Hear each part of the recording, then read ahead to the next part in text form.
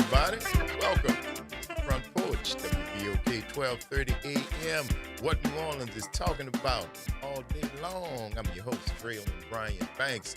Brother Nyron on the other side of the glass, y'all, on this very rainy 10th day of January 2025. It's Free Your Mind Friday, so get your brass up, do what you want to, like the Rebirth say. Just like that. Thank y'all for joining us as we begin today's episode of The Front Porch from the historic campus of Xavier University, from our studios right here at the foot of the overpass on South Norman C. Francis Parkway. www.wbok1230.com is the address, so grab yourself a comfortable chair, a mug or tumbler of your favorite frosty or steamy adult beverage. Mind your manners, holler at your people, say good morning, and kick it with us for the next 3 hours as we continue to examine this world through a 504 focus scope. And of course, the number one top ranking way we love to hear from each and every one of y'all is the WBOK 1230 AM talk line, 504-582-9422. You got it on your mind? You want to get it off your chest? Holler at your people. You know you're welcome. Let us know what's going on. It'll be a pleasure to hear from you. It's Friday, y'all. So if you are out right now and you are enjoying this show through the airwaves and you are in your vehicle, please be careful. If you have plans to go out later today, within the next hour or so, and even on to this afternoon, the rain is supposed to lighten up a bit, but it's supposed to continue literally all day. So just make sure that, you are being careful, that you are paying attention. As you are coming up, there is some minor street flooding. I came again from uptown, and there were like two streets where the water had come like almost to the middle of the street. Wasn't flooded, didn't stop anything, but that's just portend what would come if the rain continues unabated as it is seeming to do. So again, for your own sake and for mine, for whoever my people might be out there and your people too, be careful. Take your time. Slow your roll. You're going to get there. And you don't have to worry about that, right? Because I'd rather see you there. I'd rather see you there than not. I'll leave it just like that. And I'm sure everybody else that's out there in automobiles are feeling the same way. Some mixed news from my friends. When we start the show, past few days, we like to once again ask for as many prayers and good vibes that we can send to all our West Coast listeners, friends, and family who are still going through the fire. I get one little bit of good news where they say one fire was out, they say two more started. It's insane when we hear it.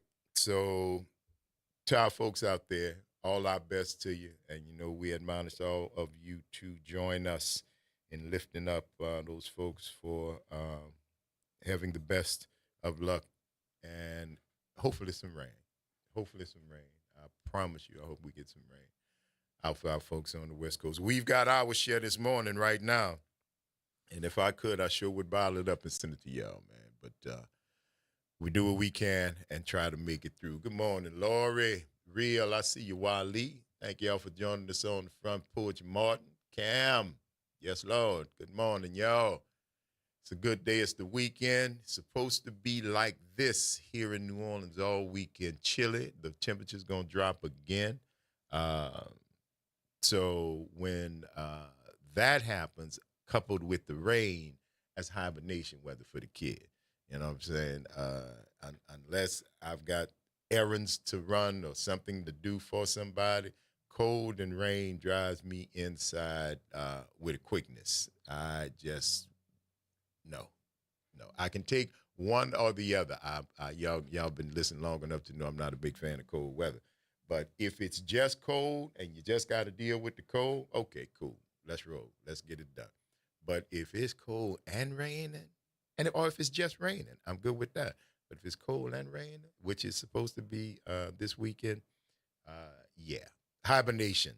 That's what that's going to be. I think I'm gonna wash clothes. Or whatever else one does when one is in the house for hours at a time. Yeah. We'll see though. We'll see. We're hoping for the best, hoping that some of this precipitation will gather in another part and blow over our friends out on the West Coast because they could use the rain a lot more than we can. It's the Front Porch, y'all. WBOK 12:30 a.m. What New Orleans is talking about all day long. I don't want y'all to go nowhere because it's Free Your Mind Friday. Get your brass up. Holla at your people. 504-582-9422. We're going to see you on the other side of the break.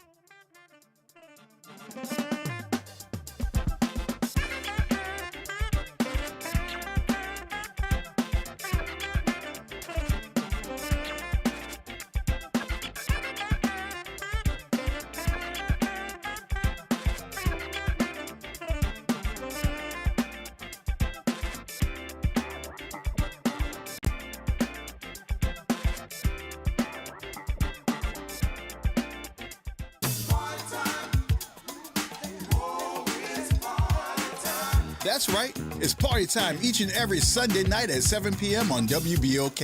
It's the Throwback Throwdown with DJ Wick as he brings you the best in old school from the 70s, 80s, 90s, and the early 2Ks. Plus, the party goes to another level at 9 p.m. with the Throwback Throwdown Party Mix to round out the night. It's the Throwback Throwdown Sunday nights at 7 p.m. on WBOK 1230 a.m. and on the World Wide Web at WBOK1230.com. Good morning. I'm Daryl Forges with WDSU News.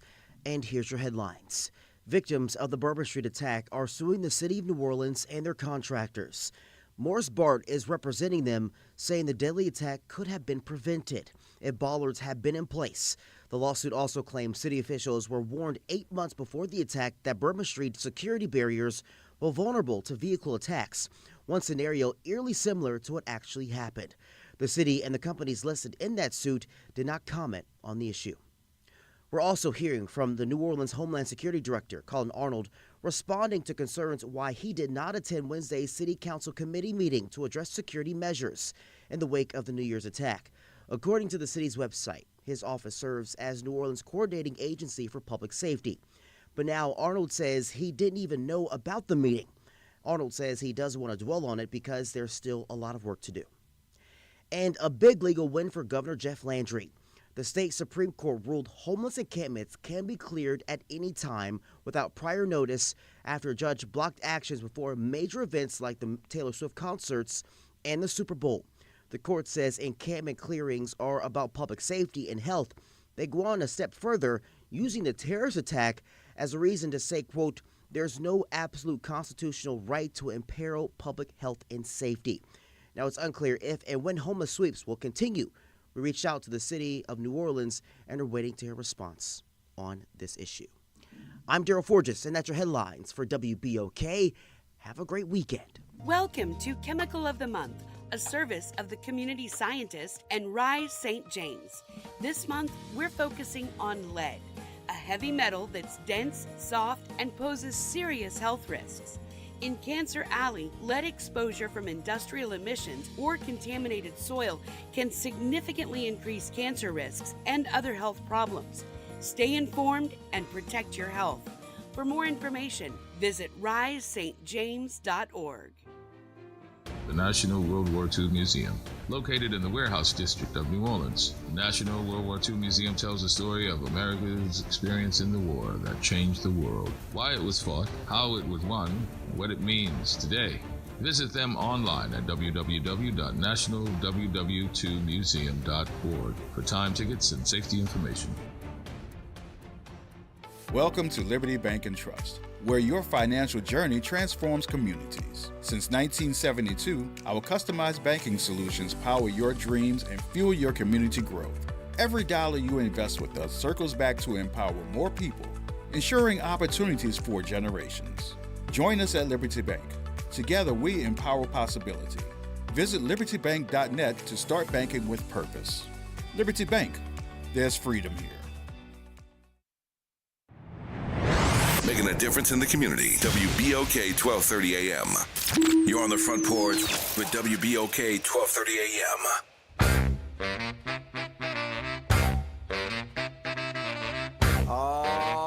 to officially welcome you to the Dirty Dozen After Party. It's going down tonight, y'all. We'd like to invite y'all to it. Let me hear you say Dirty Dozen After Party. I can't hear you. Let me hear you say Dirty Dozen After Party. I still can't hear you. But it's going down tonight. We got a special guest all the way from the Ninth Ward, Mr. Roger Lewis, the dirty old man. He's gonna blow. He's gonna do it. He feel like spanking somebody. And here he goes. Take it away, Roger. I'm a dirty old man, dirty old man, dirty old man, dirty old man. And I feel like spanking somebody. I feel like spanking somebody. I'm a dirty old man, dirty old man, dirty old man, dirty old man. And I feel like spanking somebody. I feel like spanking somebody.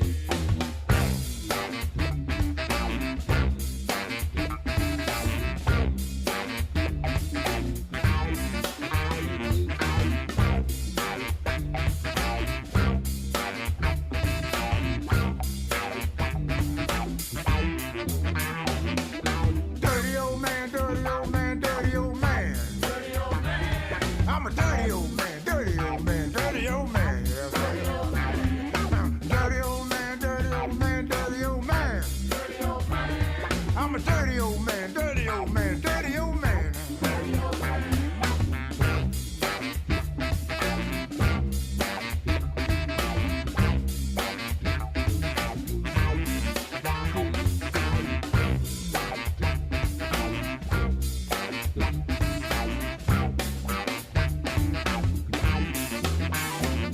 Hey fellas, I say fellas, do you feel like spanking somebody? Fellas, hey, say fellas, do you feel like spanking somebody? Ladies, all you pretty ladies, do you feel like spanking somebody? Ladies, all you pretty ladies, do you feel like spanking somebody? Put the wiggle in a wiggle and a wiggle in your walk. A wiggle and a wiggle and a wiggle in your walk. Put the wiggle and a wiggle and a wiggle in your walk. Shake them hips. Put the wiggle and a wiggle and a wiggle in your walk. Wiggle and a wiggle and a wiggle in your walk. Put the wiggle and a wiggle and a wiggle in your walk. Shake them hips. I say shake them, but don't break them. Shake them, but don't break them. Shake them, but don't break them. Shake it, shake it, shake it, shake it, shake it, shake it, shake it, shake them, but don't break them. Shake them, but don't break them. Say shake them, but don't break them. Oh.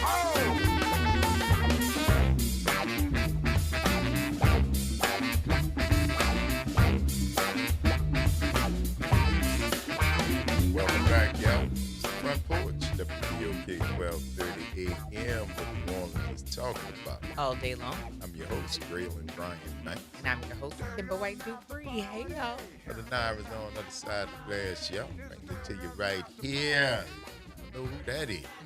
Free Your Mind Friday, so get your brass up. And that, of course, is the Dirty Dozen Brass Band. And as much as that was about, ask for permission before you. Just because you feel like spanking somebody, ask for permission first. They might be into it, but ask for permission first. And if you get the green light, go ahead, enjoy, spank away. There you go. Dirty old man is the name of that little ditty right there. Ooh, Feel Lord. like spanking somebody. Mhm. Yes, indeed. Mhm. Wonderful sentiment to get the weekend started. You know what I'm saying? It is, indeed. Yeah, y'all. It is Free Your Mind Friday right here on the Front Porch. And we're so glad to have y'all here. And you know how we do. We always have a few little surprises for you. It's the Front Porch. It's the Front Porch You on never Friday. know who will stop by. And sometimes we get a little company. And like right now, we have joining us today. Good morning to Miguel Nunez and Omar Gooding. Gentlemen, good morning and welcome to the Front Porch.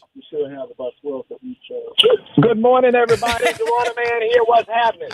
Good morning. Welcome How to y'all the Front doing, Porch. He says, Joanna Man, he stay in character. He don't ever go out of character. It's all Omar right. Gooding, what's happening? How y'all feeling? With Doing both well. hands, baby, how you feeling? Oh man, we're feeling good, man. It's a little wet out here, but it's good. It's a little down. We in Baton Rouge. Yeah, you in Red You the Stick. red We in stick. Baton You Rouge, in y'all. Red Stick, right up the That's road, right. baby. Tell us why y'all in Baton Tomorrow, Rouge, man. we're gonna be at that conversion center tomorrow. Y'all pulling up? When we gonna pull up when y'all get here, man? Absolutely. We looking forward to it.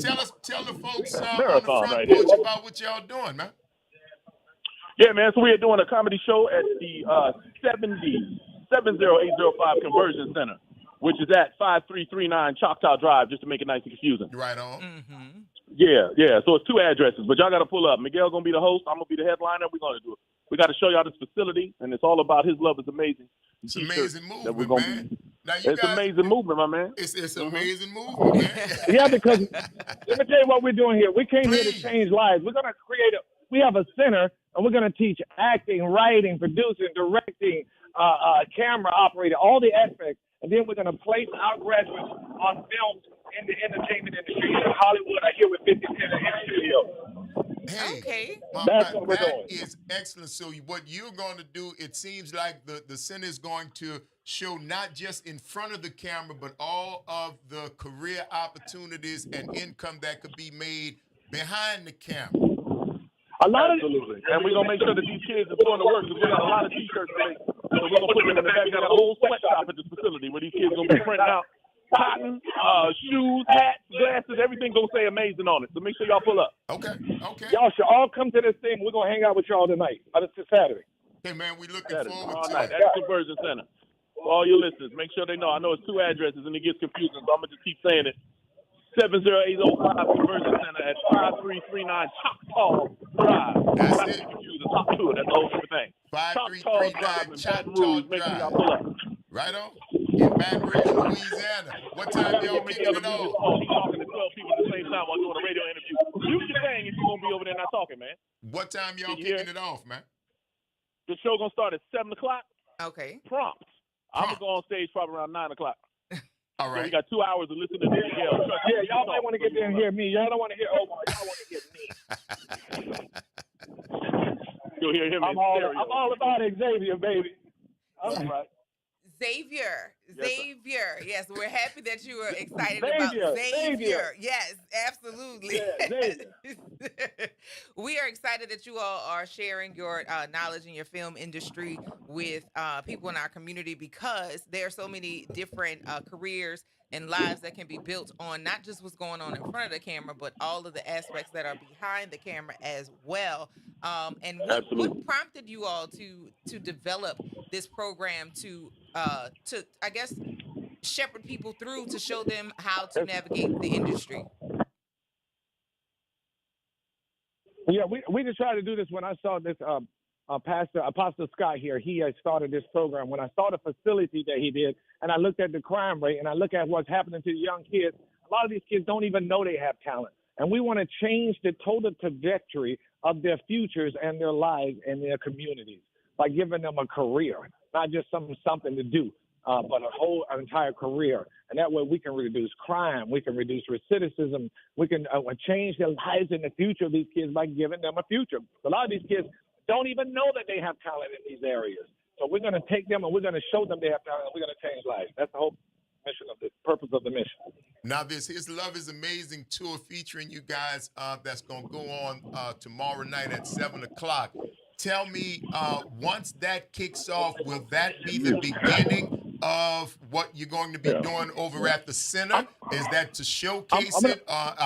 What is that? Is this the kickoff to the future?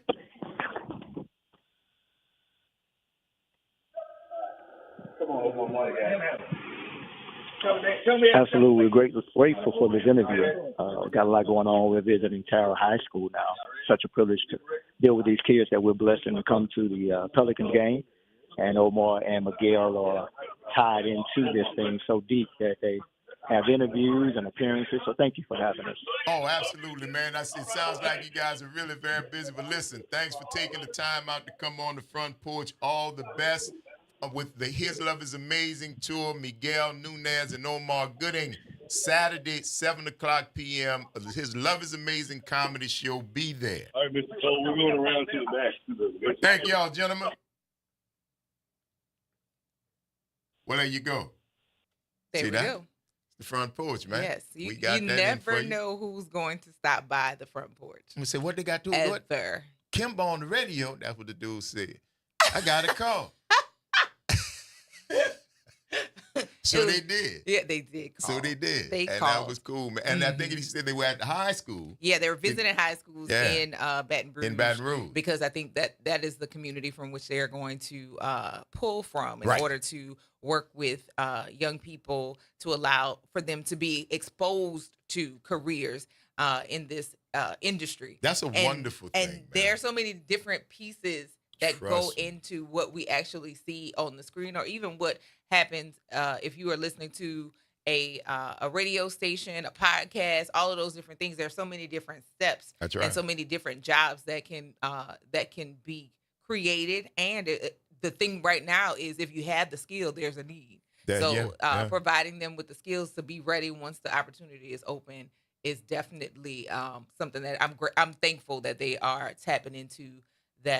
Into Baton Rouge community, which will spread into Hollywood of the South, which is starting to not starting to, but it has begun here in Louisiana. Here, of course, in New Orleans, and then 50 Cent has put some money into Shreveport. So why not work with the people within this state, especially people of color, because, people be sleeping on us, but to help them be prepared to step into the roles that are going to be created. Yeah, I think it's a good thing. It's almost like an apprenticeship. You almost like an academy. Mm-hmm. From what it seems, I would love to speak, because I think he mentioned the pastor who has built a center up there, and once he saw the center, he wanted to do this. Yes. The building gave the thought to doing this event. So I would love to find out when the building was built. Maybe we'll do a little deeper dive and see if we can speak to somebody once this thing is done, because right now everybody they're juggling they business they hustling could be and shaking and moving for sure. Absolutely. 504-582-9422. Good morning, Brother Corey. How you doing? Man, I am doing wonderful after hearing such a great project. Absolutely. Can't go wrong with it. Hopefully, Anthony Bean, been over 50 years, and they should have some type of programs like that as well too. So check into Anthony Bean as well here in New Orleans. But anyway, look here, we spoke about a few things for you, Mind Friday, and I'm glad that everybody doing the work. Somebody doing the work to help our youth out to go ahead on and explore all their different options to be successful in this world. So, I spoke about the eagle. See, the eagle protect his nest. See, we want his nest. So let me thank the federal government for giving, Louisiana the most, aid in 2022. So we have great leaders here. I know for a fact, because I definitely spoke with, and met with majority all of them, and hopefully I get a chance to meet the governor and his wife, because we met John at Williams. So I'm saying all this to actually get to a point, right? Get to a point where that they are hearing us. To say right now New Orleans on the world stage for some reason that we definitely didn't want it to happen for that. You know what I'm saying? Right, we want it happen for our ability to be resilient and still achieve. So we don't want to have a stigmatization of being a place where, there's any type of unsafeness at all, even in the poverty areas. So anyway, saying that, how can we alleviate these issues that we are having, right? And so I say to myself, one of my elders told me here, he said, somebody got to be greater than a book. I said, thought about it, what are you talking about? Somebody got to be greater than a book.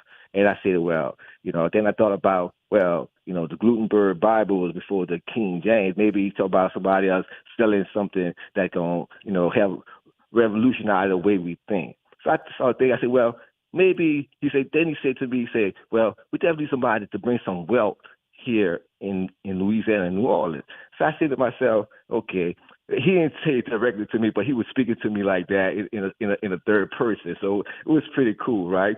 So I said to myself, so this Friday I'm gonna start calling out some people that I think should come here to New Orleans and help out. First person I'm gonna call out right now is Michael Jordan.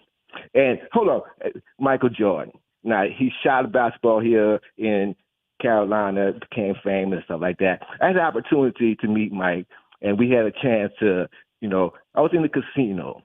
And quote unquote, I was at another table. He was at a table playing by himself.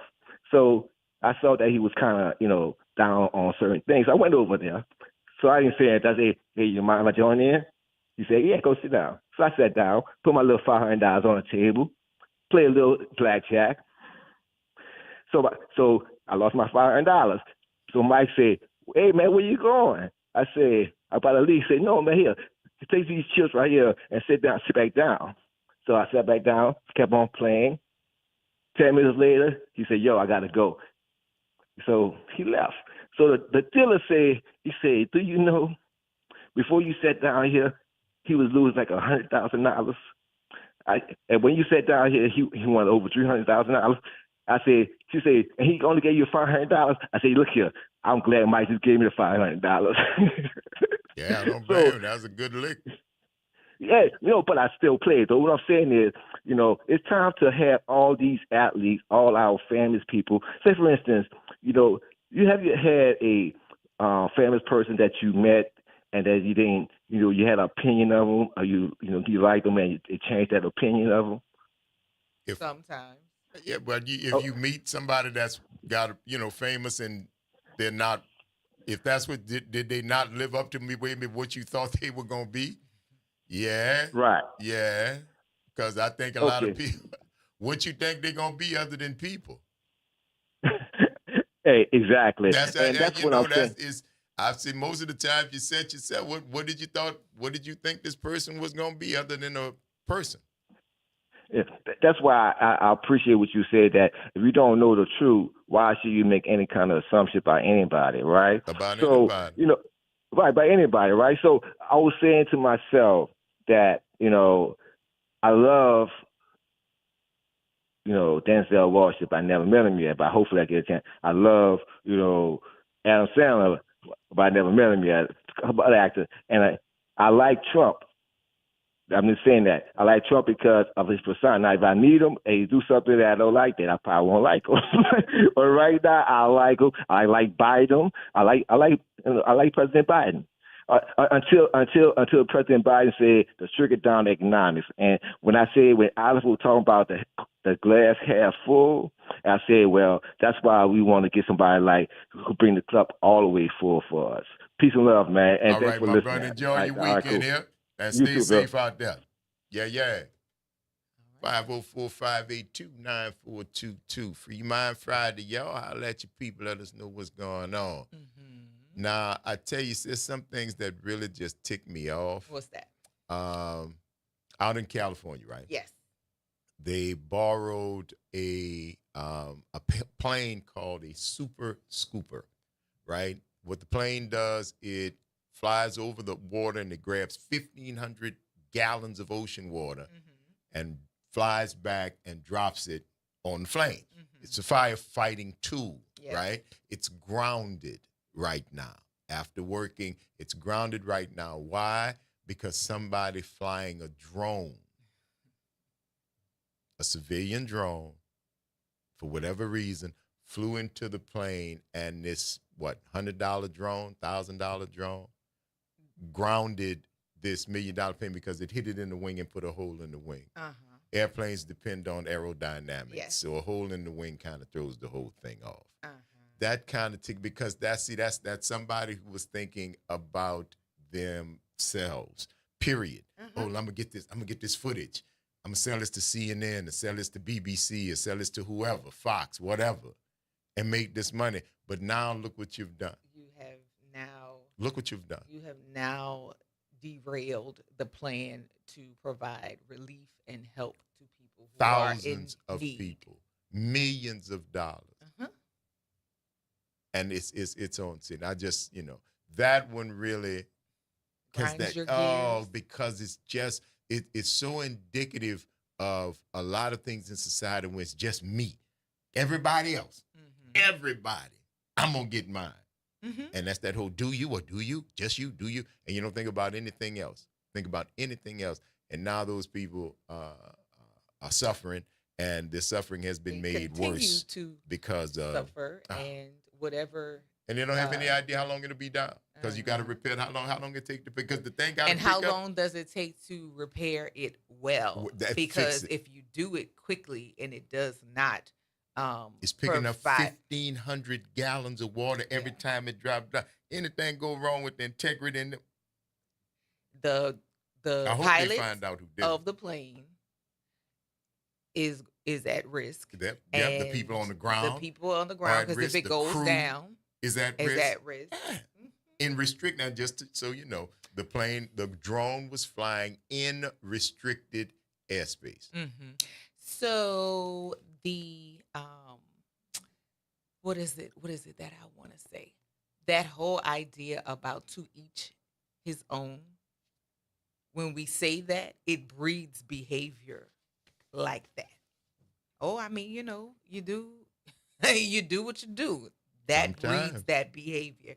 Yeah, listen. Yeah, I wish y'all could have seen what just happened so that you would know why Graylin's expression changed. But hey, we still don't have the camera on the other side. WBOK 12:30 a.m. What New Orleans is talking about all day long. We'll see y'all on the other side of the break.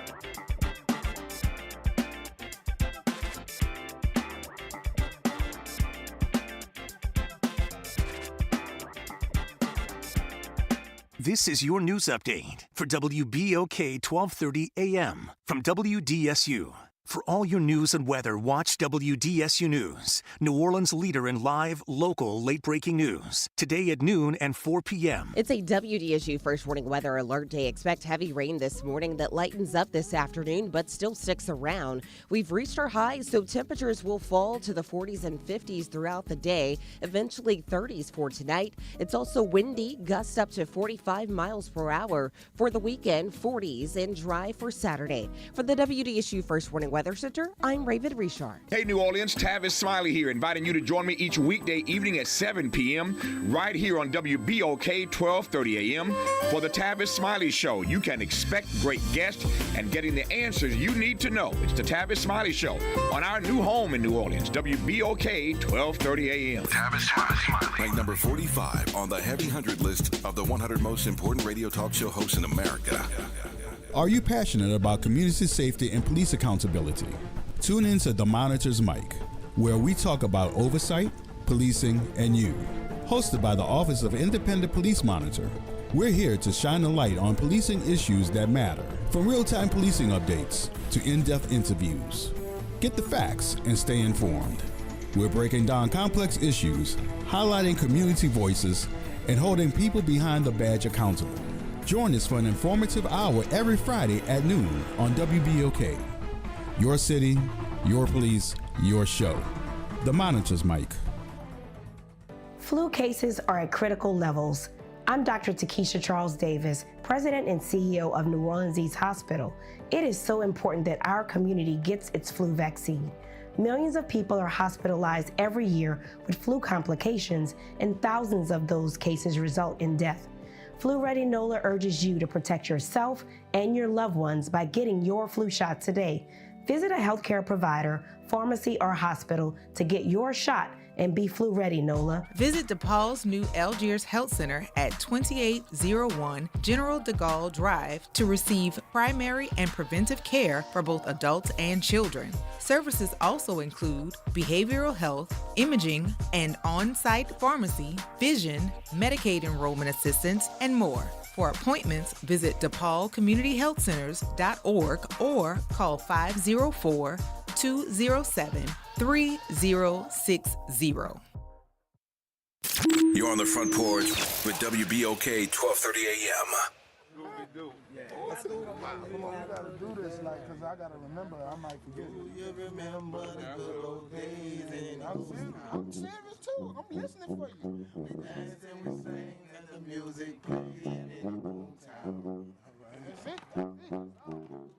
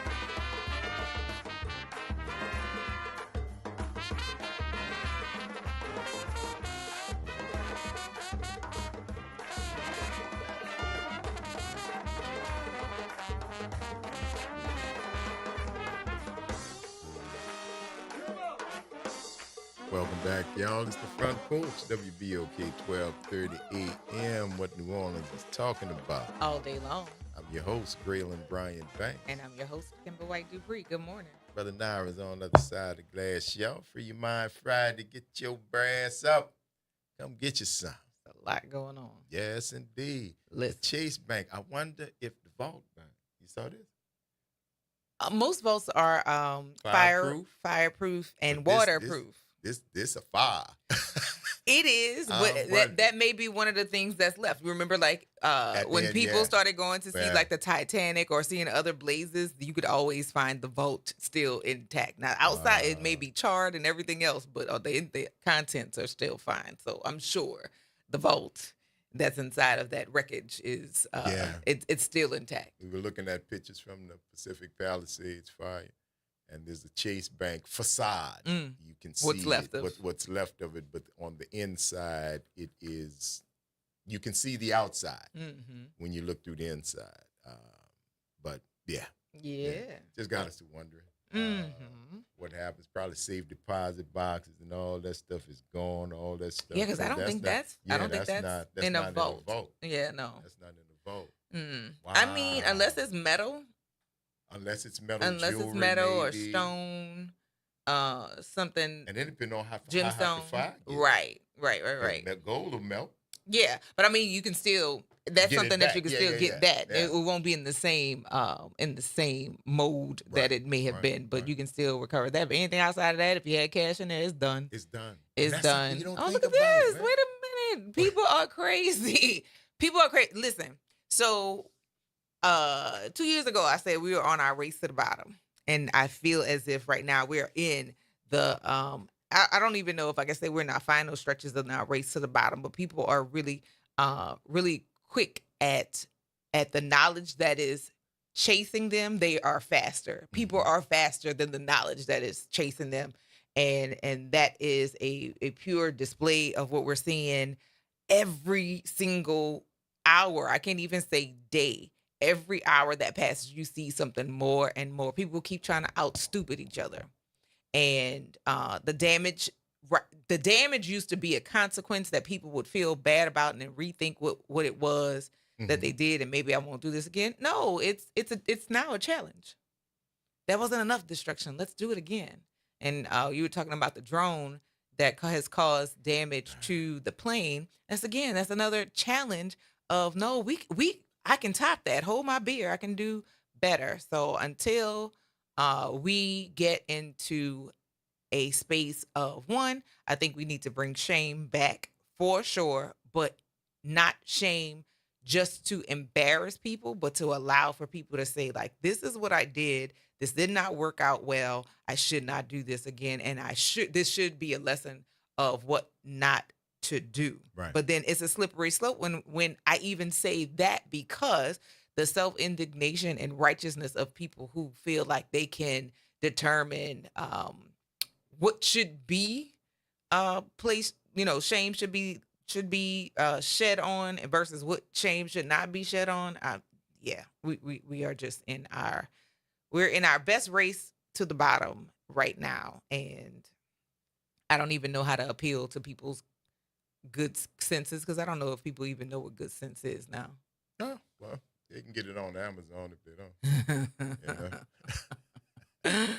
Yeah, because the dollar store version, the Dollar General version that people have been complaining about, groceries too high. Well, sense is too. So I guess this is what we getting the Shein, the Wish, the Temu version of what real life is supposed to look like.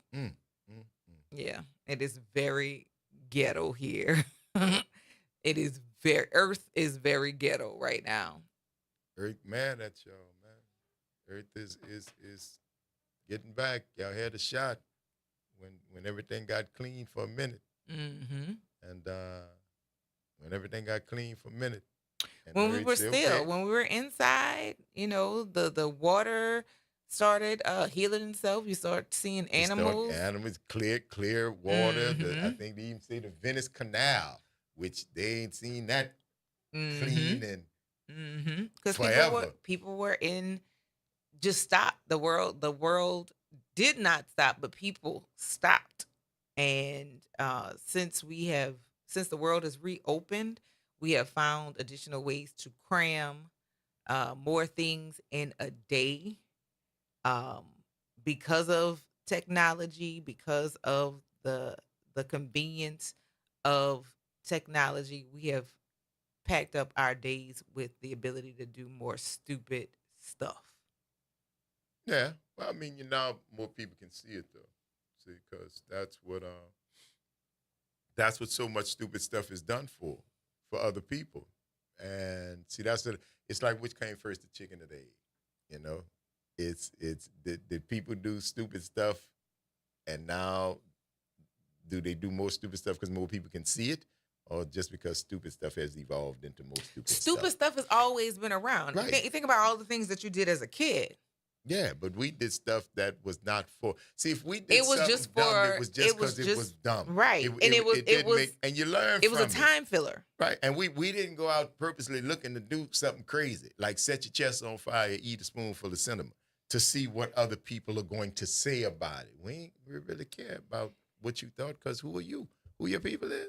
The funny thing about that cinnamon thing, if you had a small amount of cinnamon, and I feel like everybody has tried this at some point, if you were in the kitchen, because of the smell of cinnamon and the effect of what cinnamon hits your dish, you tried cinnamon in a small amount at some point or another, realized it was gross, and you don't do it again.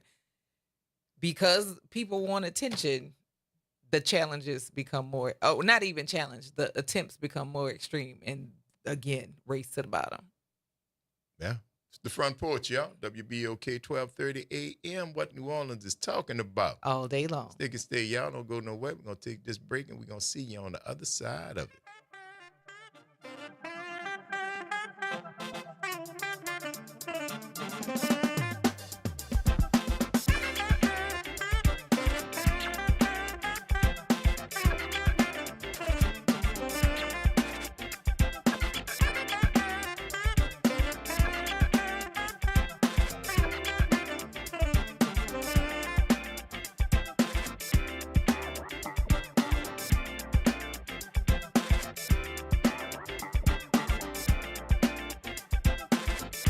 From the campus of Xavier University. WBOK 1230 AM. Go. An Equity Media Station. This news report is brought to you by New Schools for New Orleans. I'm Bree Wood with 4 things you should know from BIN News. Kentucky Senator Rand Paul wants to save TikTok in the United States. He sent a letter to President Biden urging him to give the social media platform a 90-day extension. Edgar Welch, who served 4 years for the Pizzagate shooting, was killed by police in North Carolina after pointing a gun at officers during a traffic stop. Welch was arrested in 2016 for firing a rifle inside a Washington, D.C. pizzeria because he thought it was part of a sex trafficking ring. President-elect Donald Trump will be sentenced this morning in the hush money case after the Supreme Court rejected his request to block it in a 5-4 ruling yesterday. And the Supreme Court will hear arguments today on a potential TikTok ban. A new law requires TikTok's Chinese parent company to sell the platform by January 19th or face a U.S. ban over national security concerns. I'm Bree Wood on the Black Information Network, your home for Black News First. New Schools for New Orleans wants to send a special shout out to our partner, the All-State Sugar Bowl. During the holiday break, over 30 teachers had the opportunity to ride in the New Year's Eve parade, and boy, did they have a blast. In addition, we had over 60 teachers attend the All-State Sugar Bowl game. Out of the 60, 11 teachers received a $1,000 gift card to purchase needed supplies to enhance the learning experiences for their students. Thank you, All-State Sugar Bowl, for your commitment to NOLA's teachers. You're on the Front Porch with WBOK 1230 AM.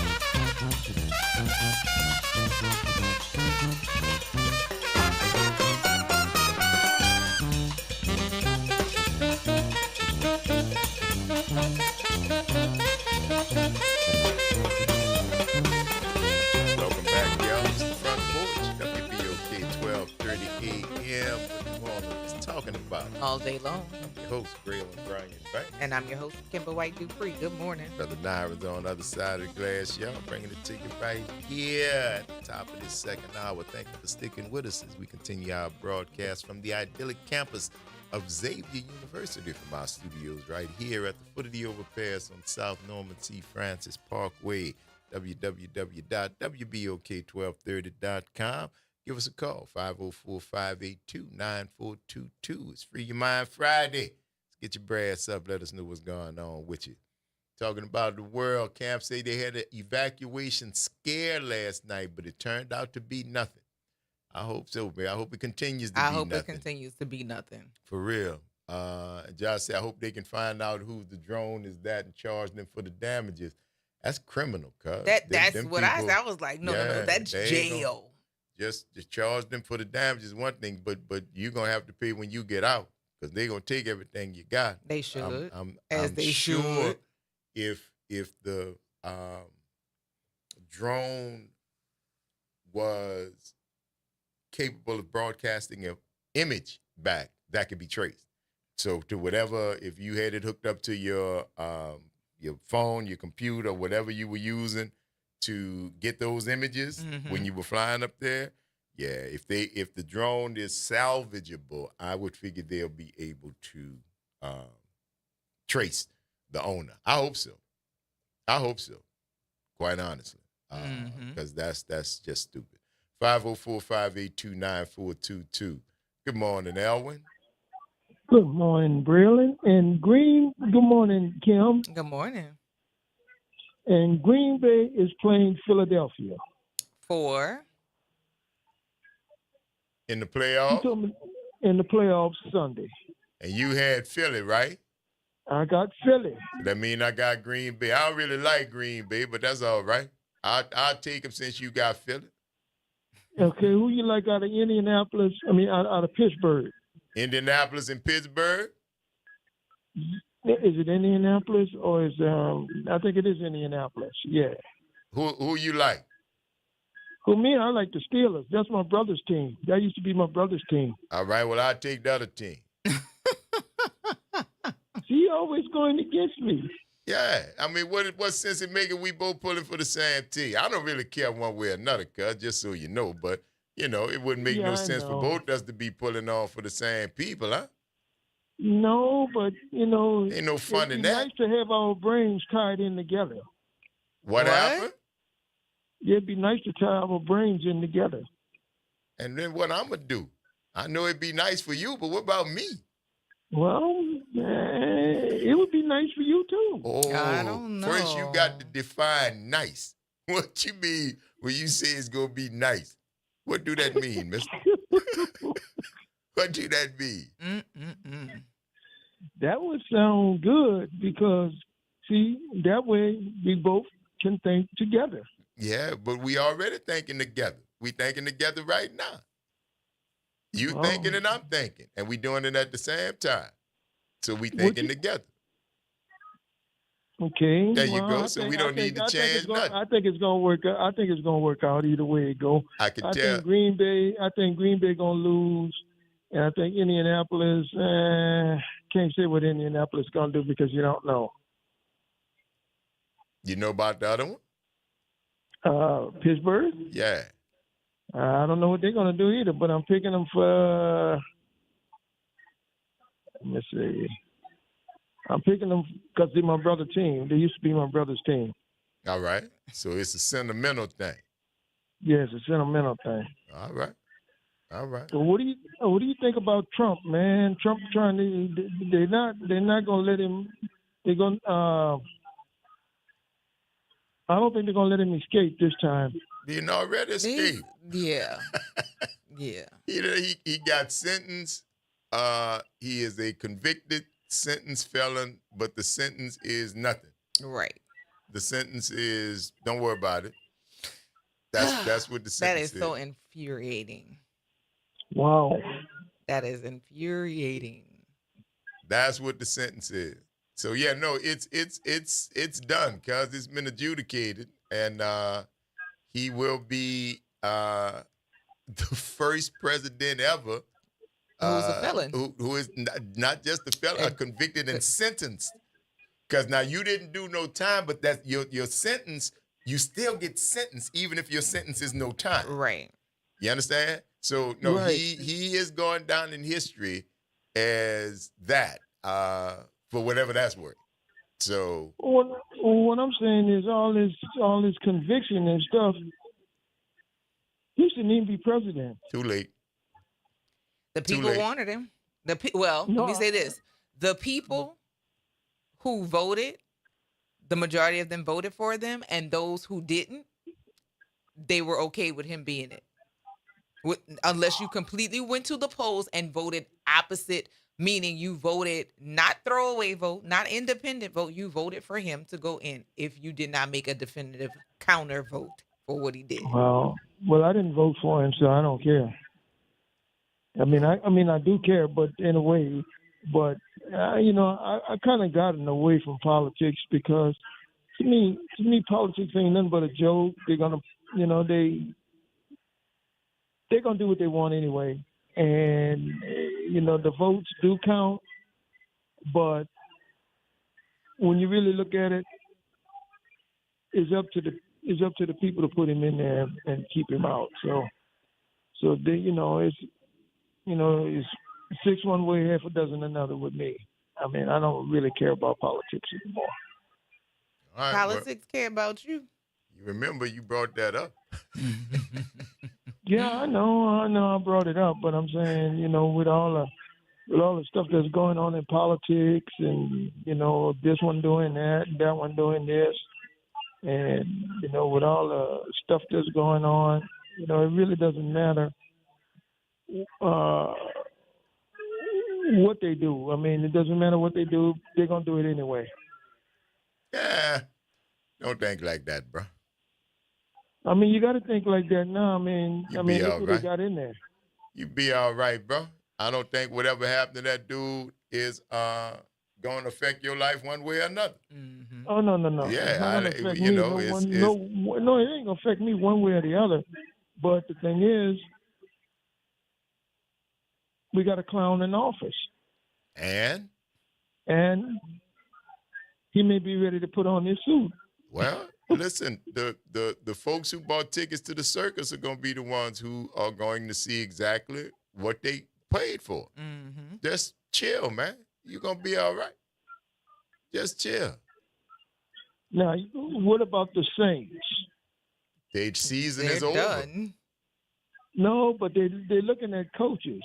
Yeah, well, bro, I can't talk about what they do on the field, let alone what they do in the back office. Come on, bro. I don't know what the people gonna pick. You got to call Miss Benson. See who she won't give her money to. I don't know either, but I hope they pick the right coach. What is that though? What is the right coach? Yes. The coach that brings us to the Super Bowl twice. Yeah, well. Okay. All right. Well, you planning on being around from your lips to God's ear, brother. Oh yeah, I'm planning on being around because I mean, I got to be around for the Saints. Well, I hope you be around for more than the yourself. Saints, bro. Yeah, I'm gonna be around for myself, but I'm saying, so, I hope I be, I want to be around when the Saints go to. I want them to win at least 3 Super Bowls while I'm here.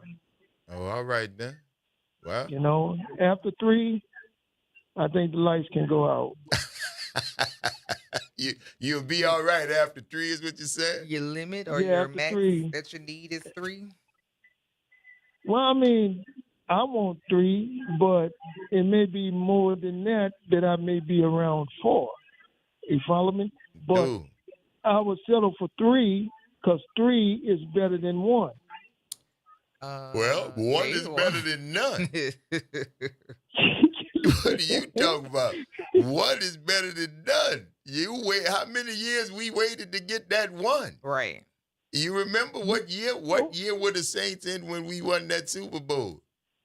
Yeah, I mean, it's been a while, since they won, but I want them to go back again. No, I don't mean it's been a while since they won. I mean it took us years to get that 1.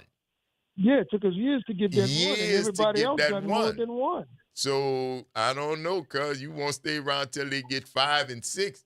Like, if history proves anything, it takes us a while just to get to number 1. Well, I mean, it takes New Orleans a while to get to anywhere. I mean, look at New Orleans. Now you're going to put the whole New Orleans as the Saints, bro?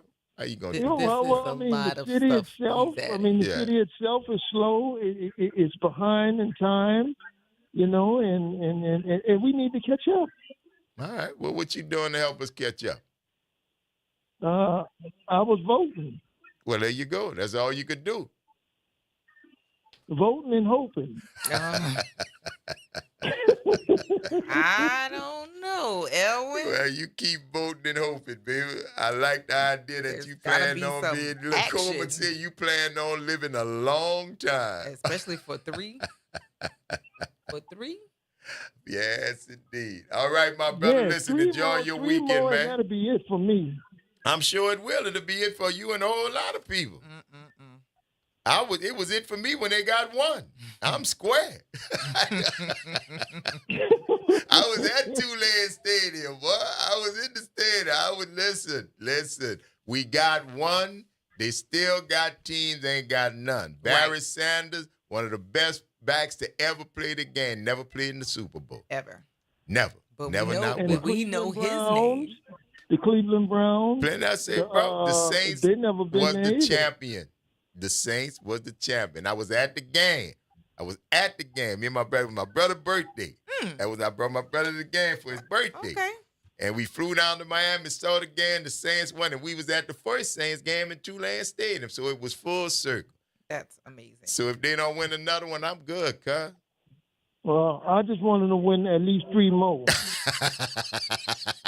You said 3 more? 3 more, that boy Yeah, said. 3 more. And look, it's going to start this year with the new coach they going to get. Do you have Well, do you have a genie in the bottle? Whoever the new coach is going to be. And look, if Me you got a personally, genie, I'd bro, have picked don't waste your genie to wish. Look, come talk to me if you got a genie, come talk to me before you start wishing, all right? We can work but some let me things say out. let me say one more thing. With all the stuff, you know, with Mickey Loomis and all of them in office and all the stuff that's going on in the Saints office, 3 more would be enough for me. I'm sure it would, cuz. I'm sure it would. Well, we're going to see what we could do about that, all right? All right. All right, bro. Enjoy the happy weekend, Friday man. to y'all. And what y'all going to do for the weekend? Oh, just chill, man. If this weather keep being like it is, I ain't going to leave the house. Man, if it's cold outside, guess what? What's that? I'm gonna be inside. Okay. I don't go outside. I don't go outside during the wintertime and sometime during the summertime. Bye, Elwin. Have a good weekend. Later, man. Bye, Kim. Bye, Elwin. Tuesday. I don't go out in the winter. Go and you know what? I don't go out in the summertime either. Yeah, all right, bro. It is what it is. Yes, Elwin. It's good to hear him. yeah. He sounds very, very happy. Oh Absolutely. my God. Oh my That's God. a good move. Ugh. Oh, you Why are we watching this? Ugh. This is so gross. One of the things that really freak me out are broken bones. And it's not so much that like I have assisted in a whole lot of different medical situations. Blood does not really freak me out as long as I have gloves and protective gear. I don't want it touching me. But broken bones that is not close to some sort of medical help to see bones that are broken grosses me out for real. And this is that was this is broken the in a couple of second places. this is the second set of something broken that I've seen on the screen since we've been here. Oh yeah. World's dumbest. Oh my God. Yeah. Oh my God. Too much. Well, EMS showed up. I have seen some gore in my life. That the blood and all seeing intestines, that does not bother me. But broken bones and just seeing it's something about it is gross to me. I understand. That is really, really freaking me out. Because then, you've seen your arm plenty of times and you know the direction it's normally supposed to go in. And when it's got curves and breaks and turns, yeah. See, people are stupid. Here come another one. But see, it's smartphones and ego. Is it ego? It is because people do stuff. Come on now. Oh We've seen the challenges. This is not because this is a challenge. challenge. A challenge is to make it through and be a good person in the midst of everything that's coming on in this world. You want a challenge? Come out a good person, right? In today's world. But the challenge that they're looking at is not a challenge. It's for other people to say, look at you. Look at you. Set your chest on fire, stick your tongue on a frozen pipe. Climb. Now, that's an old one that you would think that people would have stopped to do a long time ago. They're still doing it. Climbing on milk crates. The milk crate. And people, I've saw broken stuff. Fall off the top of the milk crate. And this is that ain't supposed to look like that. That ain't supposed to look like it. It'll probably make it to the world's dumbest. You volunteered. That's my point. To do this stupid thing. Why? Because it was the challenge. No, because you want people to see you. It's your ego. You want people to say, ooh, look at that dude or look at that lady. Oh, they did that. That's what it is. Yeah, no, look in the mirror and tell yourself, I'm good, I'm worth it, and I'm wonderful. It's the Front Porch, y'all. WBOK 1230 AM. What New Orleans is talking about. All day long. Stay off them crates, y'all. We'll see you on the other side of the break.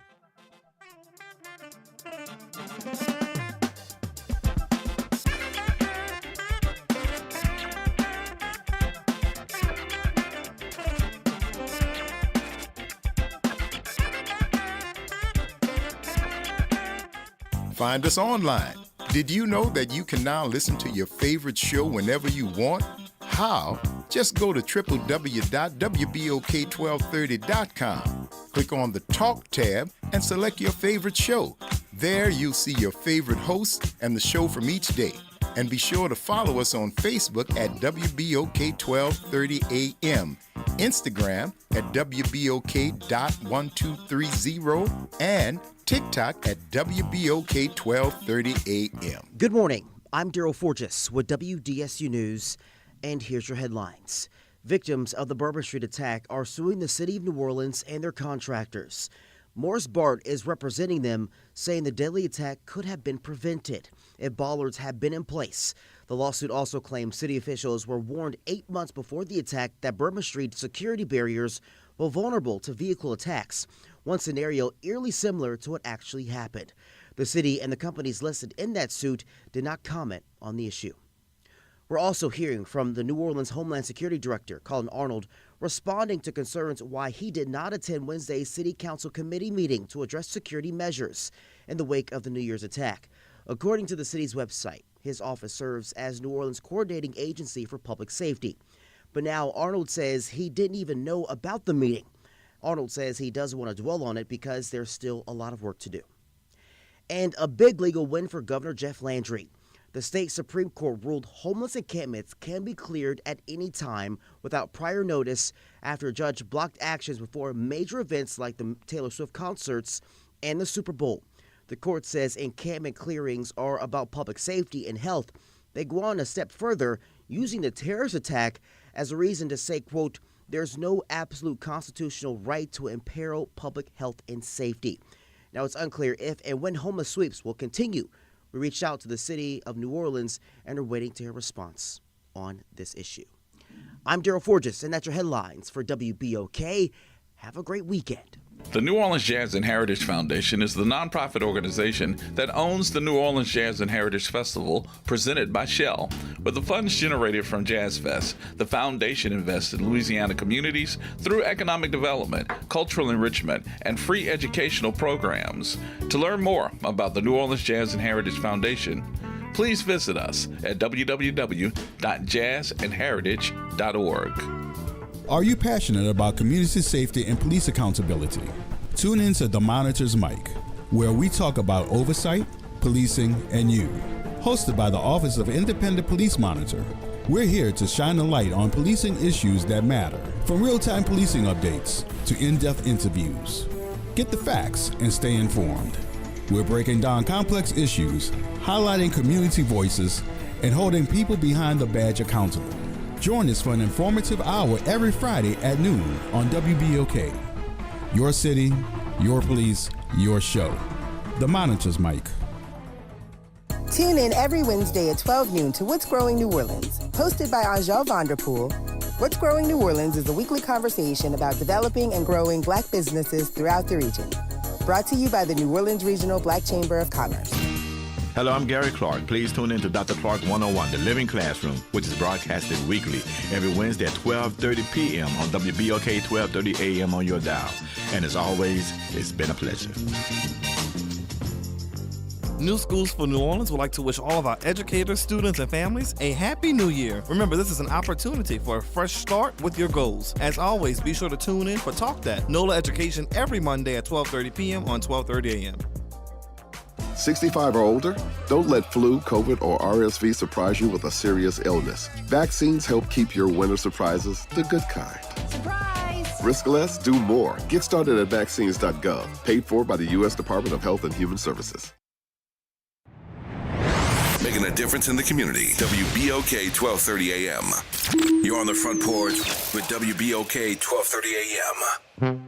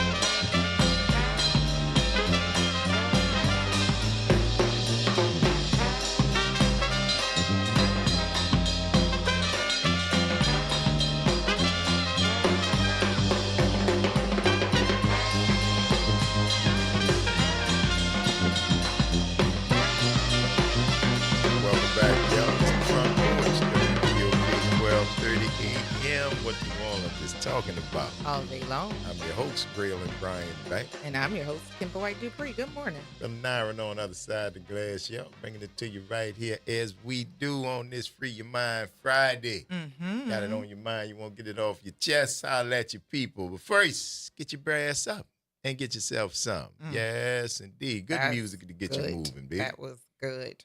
Josh said, I find broken bones gross too, Kimber, and I love to see people get stupid prizes from doing stupid stuff. Hey, play stupid games, win stupid prizes. It's still just like I will lose my lunch. It's a bother for me. But people do stupid things all the time, and unfortunately, the consequences to be, most things having anything to do with fire is if you are doing something fire related with literal flames and you doing that so you can stuff a basketball, there's so many things wrong with you. I don't even know where to begin to start to talk about this. The guy who had the idea, what could be the best dunk you could do?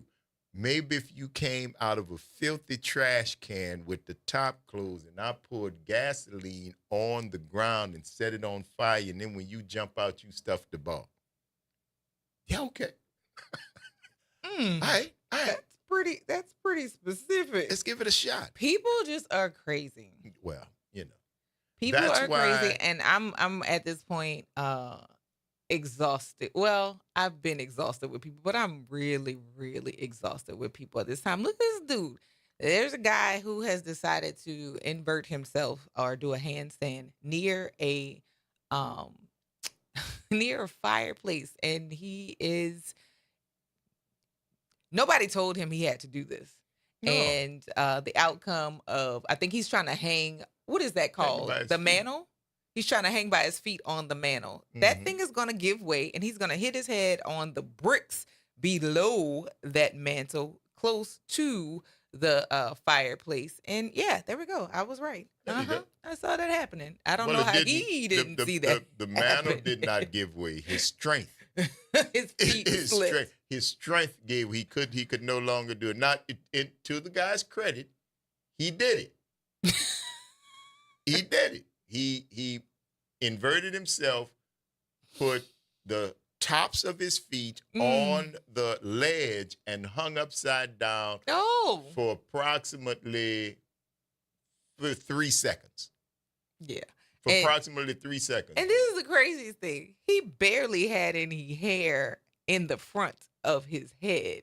But now it's been pushed decorated with a big knot accompanied by blood. So people stupid.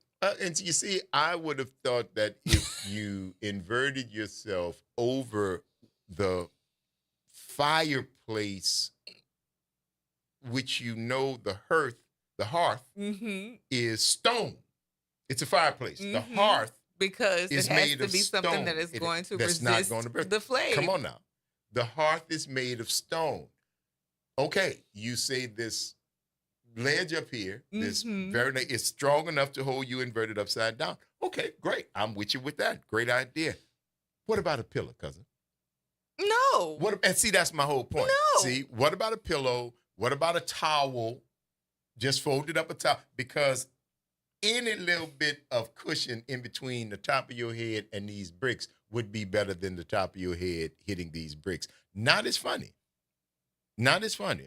Because he did exactly that. So there you go, man. This is how we entertain ourselves while we at work. Because it's better than watching the other clowns on MSNBC, CNN, and Fox, and all the rest of that stuff. People are for me. what? Yeah, very much stupid. Stupid. And now, with the advent of cable streaming and cell phones, you too can see just how stupid they are.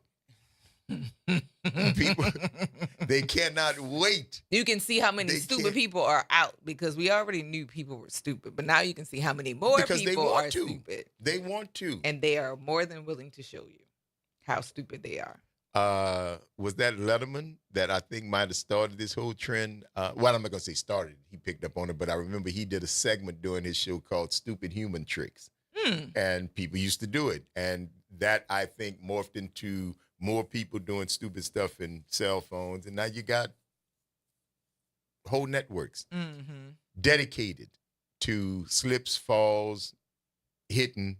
And it's cheap, man. You don't have to pay the people. Because once you post it, it's in the public. So you hire a staff to go there and just snatch everything you can off of the intranet webs and then put it on your network. And y'all pay to see it because people pay to advertise. I kind of love America, me. Do you? Yeah, like I do, that? man. I do. I Crazy. do. The opportunities are there for you. Was it P.T. Barnum who said There's a you fool- a cannot go sucker? wrong to underestimate the bad taste of the American public? I think that's who that was. You can never go wrong you can never go wrong underestimating the bad taste of the American public. And that has proven itself to be true. Okay. That is I proven thought it itself. was a sucker bond every minute. Oh, that's P.T. Barnum. He said that. He said that. And my man W.C. Fields said you never give a sucker even break, you know? And he also said you can't cheat on this man, which is true. It is absolutely Which true. is true. You can't cheat on this man, you know? So y'all don't be crying when you get beat, you know? Because somebody said, if you got 100, I can get you 300. Nah, I'm good. I got 100. Okay, if I you got can 100. if you can give me 300, can you get me 300 without any assistance from me? That's all right. Because if the deal was that good and we're not that close, why are you sharing it with me? I see how I'm telling you that my radar goes up. It's that good a deal, and you and I are at best acquaintances. No, if you can give me 100, get it. I'll be waiting for you to bring it. So you just want me to give you the money? Yeah, because because I'm not getting ready to give you like if you give me 100, I'll flip you and get you 3. Right. No. Go give me the 3. No, that's what I say. I didn't give me the 100. So you gotta understand, I ain't got what I need to get you what you want. I don't want to give. I don't want to give you. You Get gotta it without give me the my 100. assistance. You gotta give me the 100 without my assistance. It's gotta be. I need your help. I can't do it alone. No. Oh well, okay. On to the next. Because then what you're saying is that something that you're unable to do for yourself. You're saying because you couldn't do it for yourself, you can show me how to do it. No thanks. That's right. I can do it for you. I'm all right. Yeah, nobody asked y'all to do this stupid stuff. And the words in my brain that I want to say I can't say, but it's just not good. For those of you who are watching on Facebook, you can see the stupidity that we are speaking of. It is always fun though, and I'm just telling you the idea that people would think that they can actually do this and get what is happening right now. It's being televised nationally, internationally, probably, because that looks like it's from overseas somewhere. Just looking at where it's at. It's in Brazil. It's in Brazil. There you go. Yeah. So see, there's stupid people all over the world. And in order to get that, so there's a bike that is spinning on its own. The riders have been able to get off the bike and turn the wheel in such a way that the bikes themselves can turn without a rider. That required practice. So you did a whole lot of stupid stuff. You did a whole lot of stupid stuff. Wow. To perfect that particular thing. And then, okay, that wasn't enough. That wasn't entertaining enough for people. But now we're going to take 2 bikes and ride between 3 cars. And where one of them didn't make it. Where one of them didn't make it by one of the vehicles and gets flipped. He does some acrobatics. Dude went 3 times. And did he hit? And then he didn't move. Let me count. 1, 2, 3 and a half. Ooh. People stupid. People, listen, let me tell you something. People the human stupid. body is not meant to do that without no movement. No. Yeah. But again, they practice this. You can't practice that. Mm-hmm. you might practice trying, and if you succeed, but that part right there, no, you can't practice that. That's Evel Knievel. That was the first time where I remember seeing. How'd he die? He didn't die doing the Evel Knievel stuff. I think he died of natural causes. But I remember when he jumped the fountains at Caesars, I think, in Las Vegas. It was huge because the Snake River Canyon jump, you couldn't. He was inside the little tube, but the fountains at Caesar's Palace, he jumped those and missed. Well, no, I'm saying that wrong. He jumped them, cleared them, and then didn't stick the landing. Because when he hit, that's the first time I remember you could see that's broken. Oh, that's broken. Ooh, that's broken. Because he was spinning and parts of you that were bending. It was like a C. Your arm looks like a lowercase L. But in his case, when he was spinning, it looked like a C. It looked like it was like, oh. No. And he kept spinning. He was one of the ones, when he stopped, when he finally hit and slid, he just laid there. And then, of course, the ambulance and stuff. Of course. All those people had to be on site for it. Well, they should have been on site because of what it was that he was getting. They had to be. Do. Oh, absolutely. But absolutely. And then came right back and did it. And America ate it up. The world ate it up. What did he say? Did you find out how he died? No, but I saw that his last Is he still alive? No, he died in 2007. Okay. Did I read that right? I think he died in 2007. But his last jump was when he was 38, I think, and it was an attempt to leap the largest indoor saltwater pool, which was filled with man-eating killer sharks. Yeah. Go ahead, Eve. Yeah, no. Go ahead, Eve. Yeah, I don't even understand what is. I don't know. This is. But I see, can't. when Evil was doing it, Evil was an early guy. He wasn't the first Daredevil, but he was the first one to do both. Good shot, Elephant. Good shot. I jumped when I saw the trunk going at him. Do not mess with an animal when they eat. Y'all know that for dogs. Dogs are ground at you. Not all dogs are food aggressive, though. Yeah, well, but that's a domesticated animal. That is not domesticated. If you are eating and you are breathing, I don't touch people food. Because I don't know how y'all might not react. My. Oh, yeah, that's the gator. Oh, my. He got his head in the gator mouth. Oh. Yeah. He got his head in the gator mouth. And I don't know how much you get paid for that, or if there are benefits. What do you get? And you tell people, show and tell, bring your parents to school day. What does your dad do? Puts his head in the alligator mouth. Now, let's see, he's not moving. Oh, no. That is never good. That is a lot. It. Now, okay, this is number 1066.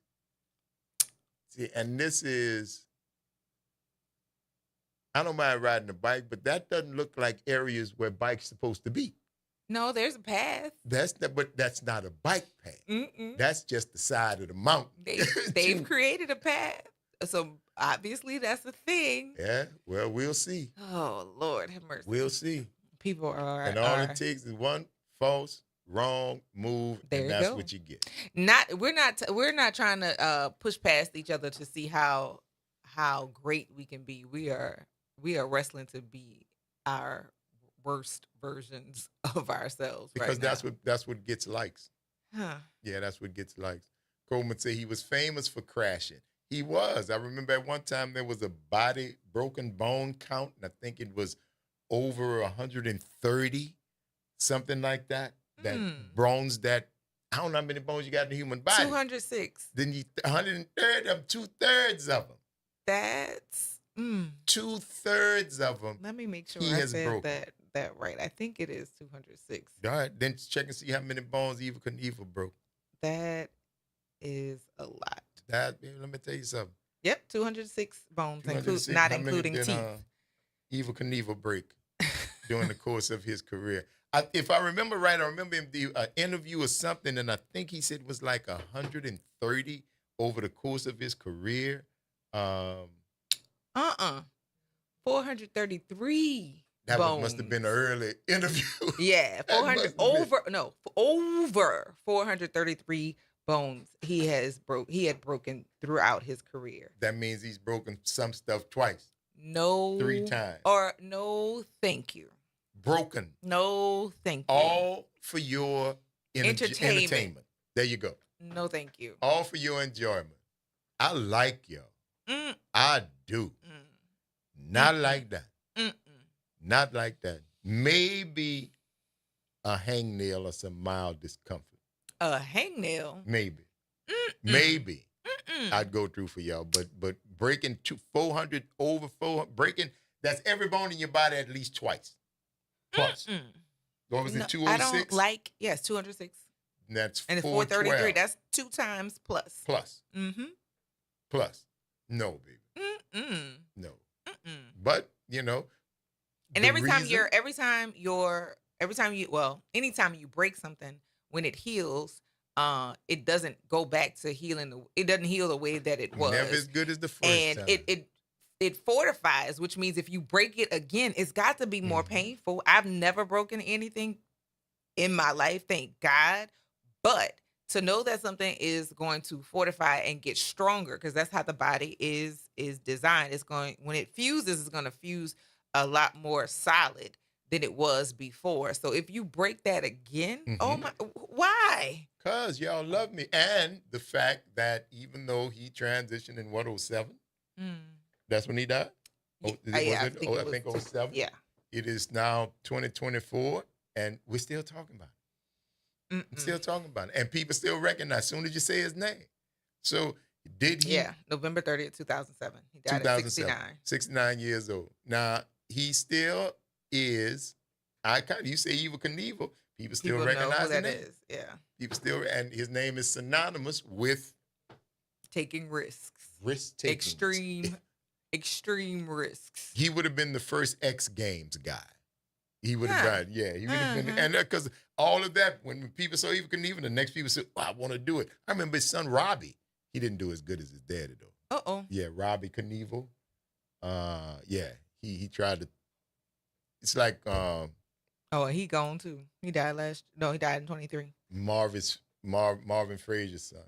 Because your daddy could box, boy. That don't. No, just because your parents did it does not mean that necessarily is your mean, past. Ooh, Marvin's found that out the hard way.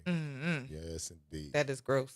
The Front Porch, y'all. WBOK 1230 a.m. What New Orleans is talking about. All day long. Stick and stay, yo. Don't go nowhere. We're going to take this break and we're going to see you on the other side of it.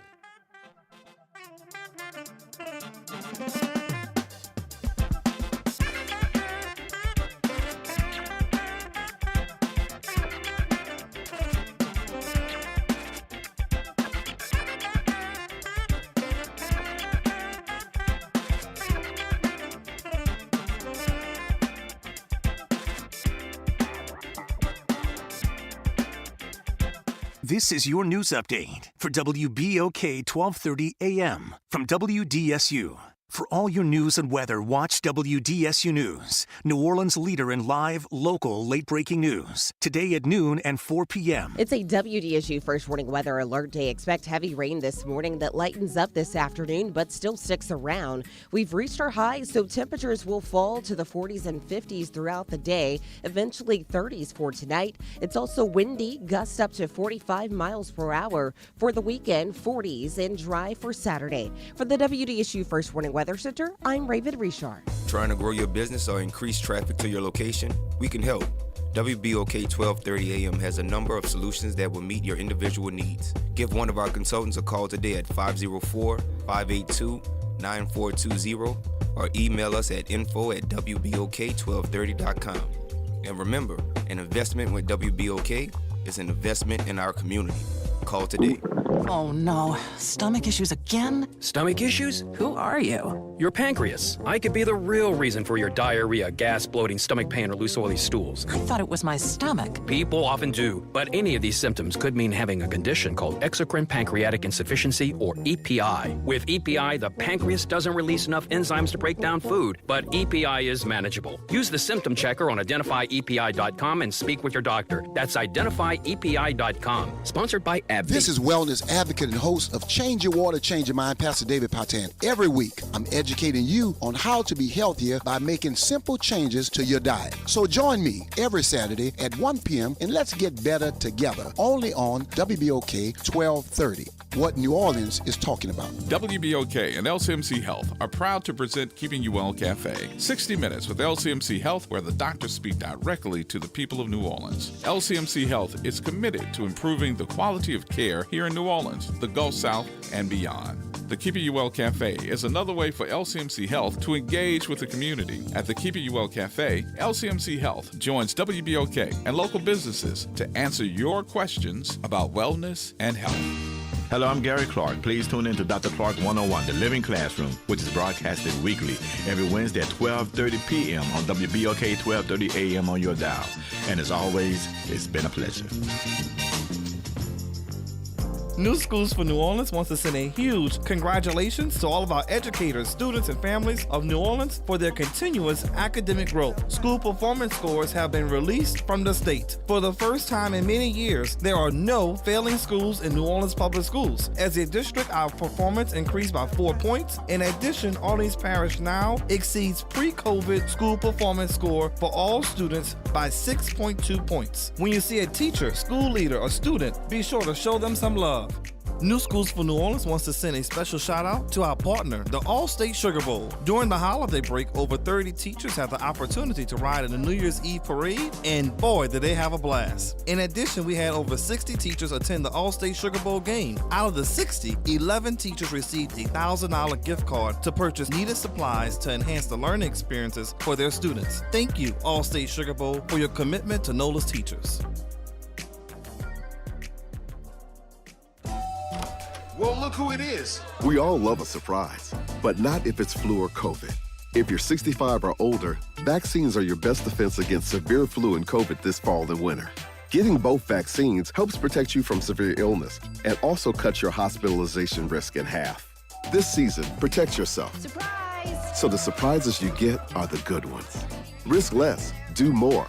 Get started at vaccines.gov, paid for by the U.S. Department of Health and Human Services. You're on the Front Porch with WBOK 1230 AM.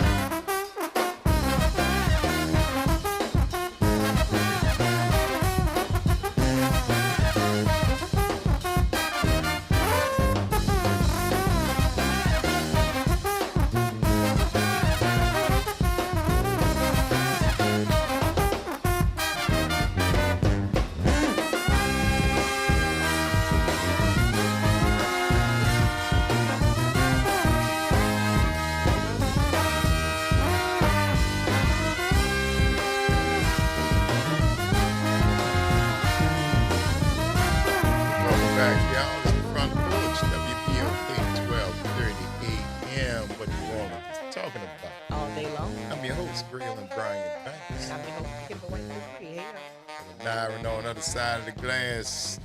Free your mind Friday, yo. Get your brass up. That's how we doing right there. I know that one had you moving, man. Mm-hmm. Yeah. Mm-hmm. Still raining and gray outside. Please be careful if you are out and about. If you are listening to our show, riding around in your vehicle, please pay attention to the road. Please be careful. Mind yours and mind the others around you that may not be paying as much attention as you are. You feel me? So please be careful. It is not pretty outside. It's not. No, but we want you to be safe if you can. Right? Don't let that happen to you. No. Yeah, and if you're already running behind, don't. Yeah, you're already late. Don't speed up. I didn't say this on air. I don't think. I saw a car spin out on my way here, which was like, let me go ahead and call these people and tell them, listen, because Were they speeding? They took a turn too fast. That would be called speeding. And I think in dry conditions, of course, I don't think it would have been that, but people don't adjust because it's raining, which is often the issue. Yeah, you're going too fast for the conditions. You're traveling too fast for the conditions. But I don't know. Like I said, I called to say, like, I could have made it here a little earlier, but it was like, you know what? After I've seen this, I don't want that to be me. So let me just, hey, I'm gonna be late. But then I also saw a person driving their vehicle and had a cone, a orange cone underneath their car. And they had been riding for a while. And by the time I caught up with them, they were still riding with it until they rolled over something in the road that like dislodged it from underneath their vehicle. But yeah, people here, well, people in a lot of places have problems driving in the rain, but it's really apparent, like when you see stuff. But I mean, if you did rain or shine, sleet or snow, you got a cone under your car, and you don't I don't know that? if she knew it was there, which is crazy. Like I would have stopped. How do you not know? I would have stopped. You don't hear that doesn't sound I different. thought that, but she kept riding. Well, and that's I know it happens, but people are just.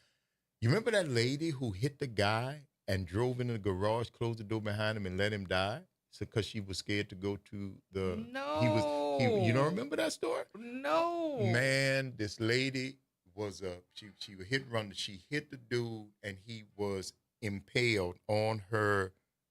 He was on the hood of her car? On the hood and through the windshield, and he was still alive, and he was asking her, please, please bring me to the hospital. Just call the police. She didn't. Let me see what happened with that. Yeah. Oh my God. Yeah. No. I don't remember. I don't remember that. That he was in her windshield? How did she continue to drive? She brought him home, parked in the garage. And how did no one call the police? Who doesn't see somebody in the windshield? I'm confused. I'm confused. How did no one else not call somebody? Texas. That is 15 years later. Crazy. Texas. Crazy. Man stuck in with 2002. A nurse's aide. And left him to die. She hit a homeless man, drove home with him, stuck head first in her broken windshield, and ignored his cries for help as he bled to death in her garage over the next 2 to 3 days. Shantae Mallard. She told police she periodically went into the garage apologizing to him, but did nothing to help. I have no words. I have no words. Somebody's in your house. No. Now they're in your windshield in your house. Mm-hmm. Yeah, no. And so, like, what was the plan? What was the next steps? He's in your windshield. You brought him home. Now what? 37-year-old Gregory Biggs probably would have lived had he received immediate help, according to police.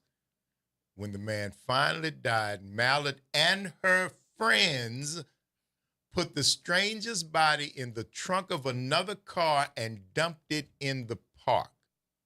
Mallard allegedly told police she had been drinking and using ecstasy the night Biggs was hit. The impact hurled him headfirst through the windshield, leaving his broken legs protruding onto the hood. She drove a few miles to her Fort Worth home, parked her car in the garage, lowered the door as Biggs pleaded for help. How? You said a few miles, right? Yeah. How can you drive if somebody is in your window? Like, how do you see the? Some things I will never understand, and this is one of them. It was now you was high. I believe that it happened. You hit the man, but the 2 days. I mean, your garage. I know it was an accident. I know you ain't mean to do it. I hear you apologize, but please take me to the doctor. I don't have to die. Please take me. You let me die. You let me die. That's some cold-hearted. Oh yeah, I'm gonna have to find. I'm gonna do better and see if I can find, because that was a while back. I'm gonna see what happened to her. It's the Front Porch, y'all. WBOK 1230 AM, what New Orleans is talking about. All day long. Don't go nowhere, y'all. We're going to take this break and we're going to see you on the other side of it.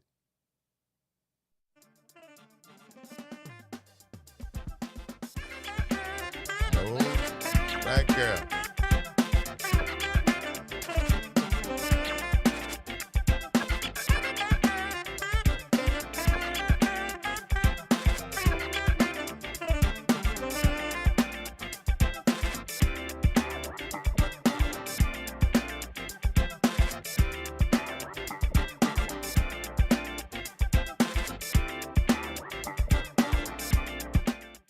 From the campus of Xavier University. WBOK 1230 AM. Go. An Equity Media Station. This news report is brought to you by New Schools for New Orleans. I'm Bree Wood with 4 things you should know from BIN News. The number of dead from the catastrophic Palisades and Eaton fires in Southern California is now in the double digits. The Los Angeles County coroner says 10 people are confirmed dead from the fires. This comes after multiple bodies were found in the rubble of the Palisades fire on Thursday.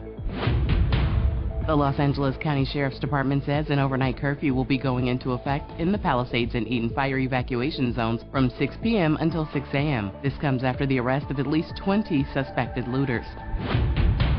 Michelle Obama sends her condolences to the Carter family. A scheduling conflict kept her in Hawaii, missing Jimmy Carter's funeral. And TikTok's owners say it's now for sale, but buyers like Frank McCourt and Kevin O'Leary have made offers. The Supreme Court will hear arguments today on a law that could ban TikTok in the U.S. if it's not sold within a week. I'm Bree Wood on the Black Information Network, your home for Black News First.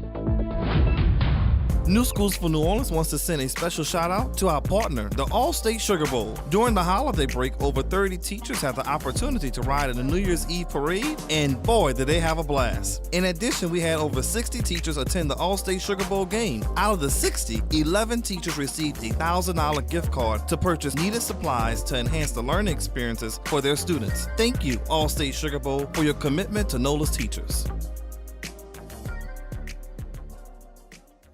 You're on the Front Porch with WBOK 1230 AM.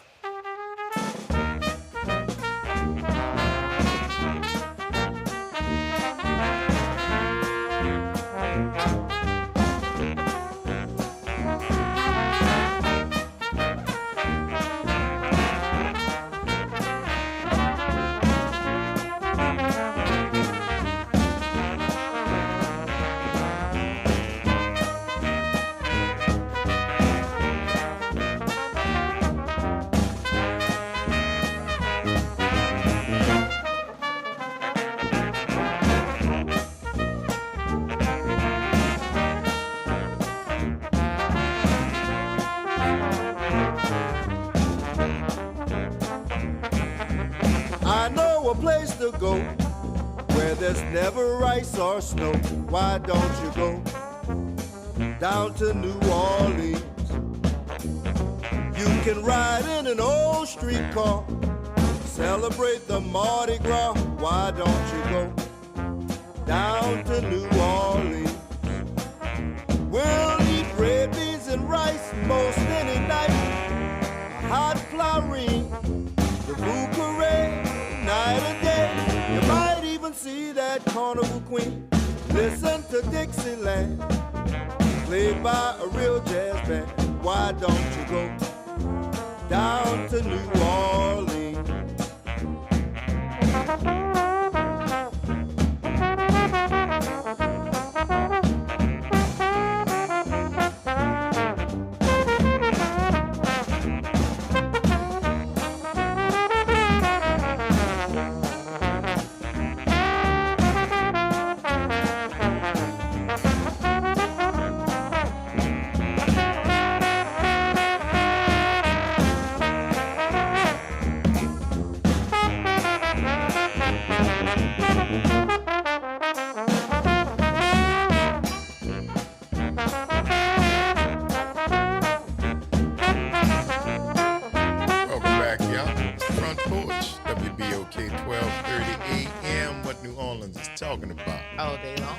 host, Graylin Brian Banks. And I'm your host, Kimber White Dupree. Good morning. Brother Nyron, Jared, and Justin. Everybody on the other side of the glass, y'all. Bringing it to you right here. Free Your Mind Friday. Thank you for being with us as we roll into this third and final hour of today's episode of The Front Porch, coming to you from the historic campus of Xavier University. From our studios right here at the foot of the overpass on South Norman C. Francis Parkway, www.wbok1230.com is the address, so stop on by or give us a call. It's Free Your Mind Friday, after all, 504-582-9422. You want to let us know what you got on your mind? Then get it off your chest. I'll let you people. Let us know. The young lady,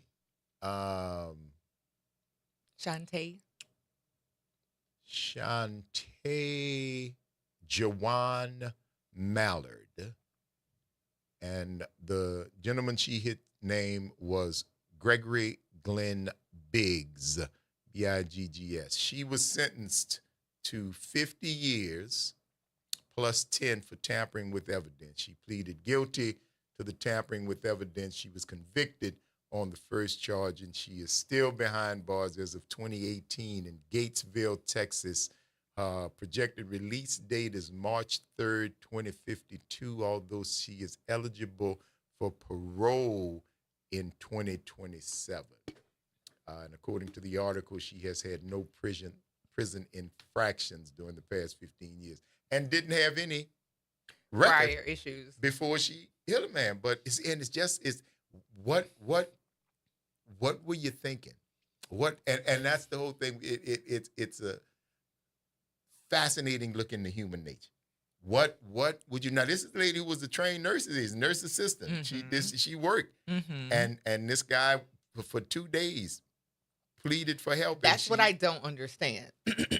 That's what I don't understand. She said she was drinking, smoking, and had dropped some X when she hit him. So she was loaded. She was loaded when she hit him. She scared. She panicked. She bring him home. Now, the next day in your garage, you done come down.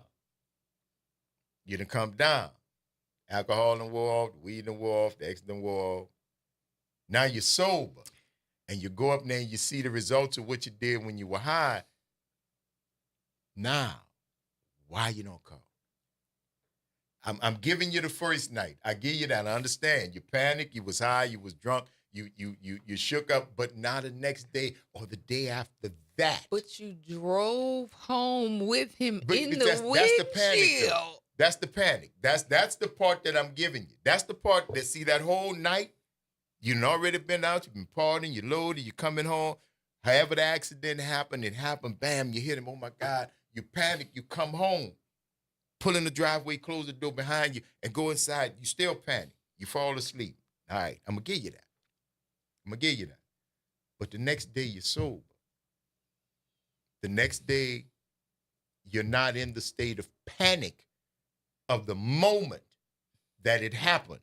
I'm giving you that. Not condoning it, but I'm giving you that. I'm telling you I understand. But now it's the next day. The load done wore off, right? You're seeing things in the sober head, and you walk into your garage where there's a man with his legs protruding still in your car. Your windshield. Now is the now. What now? It can't be panic. It can't be panic because now it's malice. Now it's not. Now you're calm. Now you know that my choice is this. In the middle of the panic when you hit him, oh my God, get him home. Yeah, but the next day you are thinking my choice is I could bring him to the hospital and I got to explain what happened, or I could let him die. Now see, that's not panic. See, that's not panic. That's calculated. That's a conscious thought. That's calculated. I can't make sense of that. Yeah. I cannot make sense of that at all. Because, first of all, if you've ever heard somebody pleading, just in general, it's very disturbing Oh my God. Just in general is disturbing. But to hear somebody pleading for their life and begging you, I'm not going to, the man was saying anything he could. Yeah. I won't tell nobody. Drop me off in front of the hospital. Don't drop me off around the corner to the hospital. I drag myself around, but just don't leave me in here. And then, because then you left him, because then you go back inside, you eat your dinner, you have your cocktail, and he's still in the garage, and there's nothing.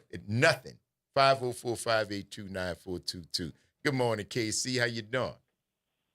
Hey, greeting, guys. How y'all doing? Doing big. Doing good, baby. Yourself?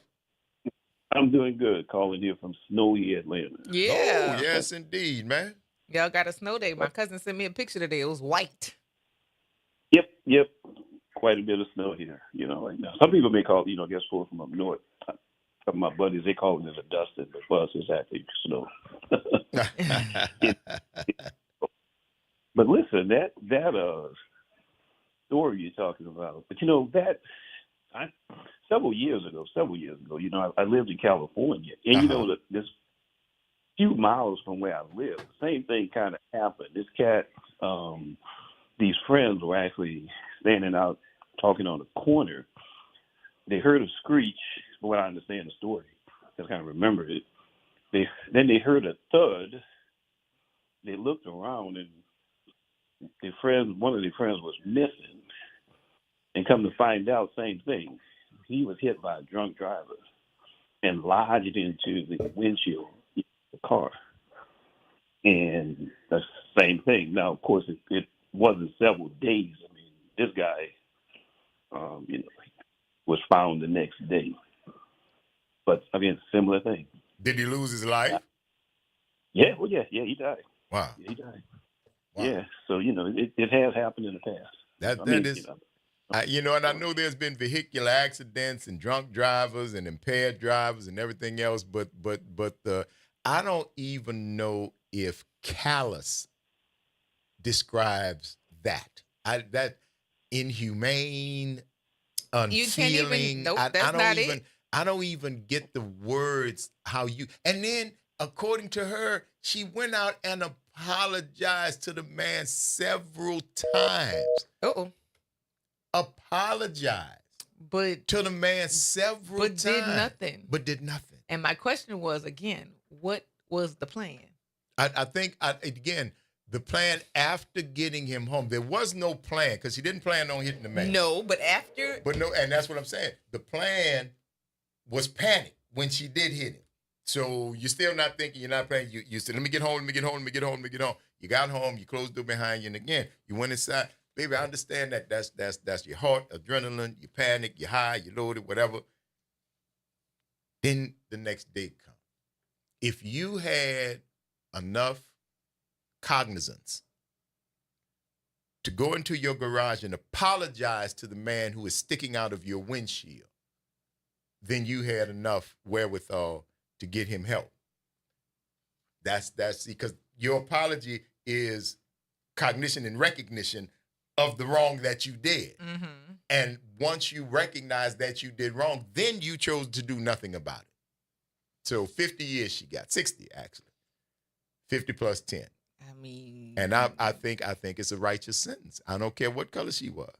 Right. I don't care what color the victim was. That's just a righteous sentence. I cannot make any sense of what was expected or what she or it. I don't know what the thought was. I don't know what the thought was. And I mean, I understand the mistake. I understand the fear. Yes. I understand the fear because you already were doing some things that were illegal in the first place. Right. So before just getting in the car, you're drinking. And in addition to drinking, you're dropping or you're taking ecstasy. Right. The two of those things in general are dangerous for you in and of itself. Mm-hmm. But then you add getting into a lethal weapon, which a car is. It's a weapon. But the thing about it is, had you copped, you'd have been out by now. Sad to say it, but the dude didn't die. Mm-hmm. Then, when you hit him, he lived for 3 days. So if you were the cop and just say, oh, man, I'm loaded, I'm drunk, I hit this dude, it wasn't a murder charge. Mm-hmm. There was no depravity, no depraved indifference or anything like that. It was an accident under the influence. you probably not have been a worker, not having any other crimes on your record. You got a clean record. Had you brought him in, I don't know what kind of time you would have got because it's Texas, but Right. but let's just face it, you were guilty. So you shouldn't walk away scot-free, but you wouldn't have got 60 years. 60 years came from the murder charge. You let the man die. So you panic. And even the next day when you this was wrong, I shouldn't have left the scene. You got a couple of more charges on you. Because of what you did Because not of what do. you did And not you didn't, do. You didn't fail to not do. You just didn't do it. You didn't You do it. refused to do it. And if again, and that's what I keep, baby, you let an accident turn into a murder charge. You let an accident turn into a murder charge.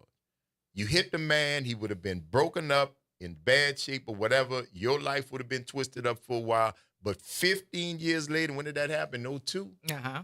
And however many years, this was in 18 when I was reading that article. That was from 18, which was 15 years ago. Now we're in 25. Right. So, but the incident itself happened in 02. The incident itself happened in 02. The article that I was reading from came from 18 because it was 15 years after, and she's still in jail, and she's eligible for parole in 2 years, 2027. I just don't think 20 plus years later you would have gotten 20 years for a DWI and injury, and that was it. That was a DWI and an injury.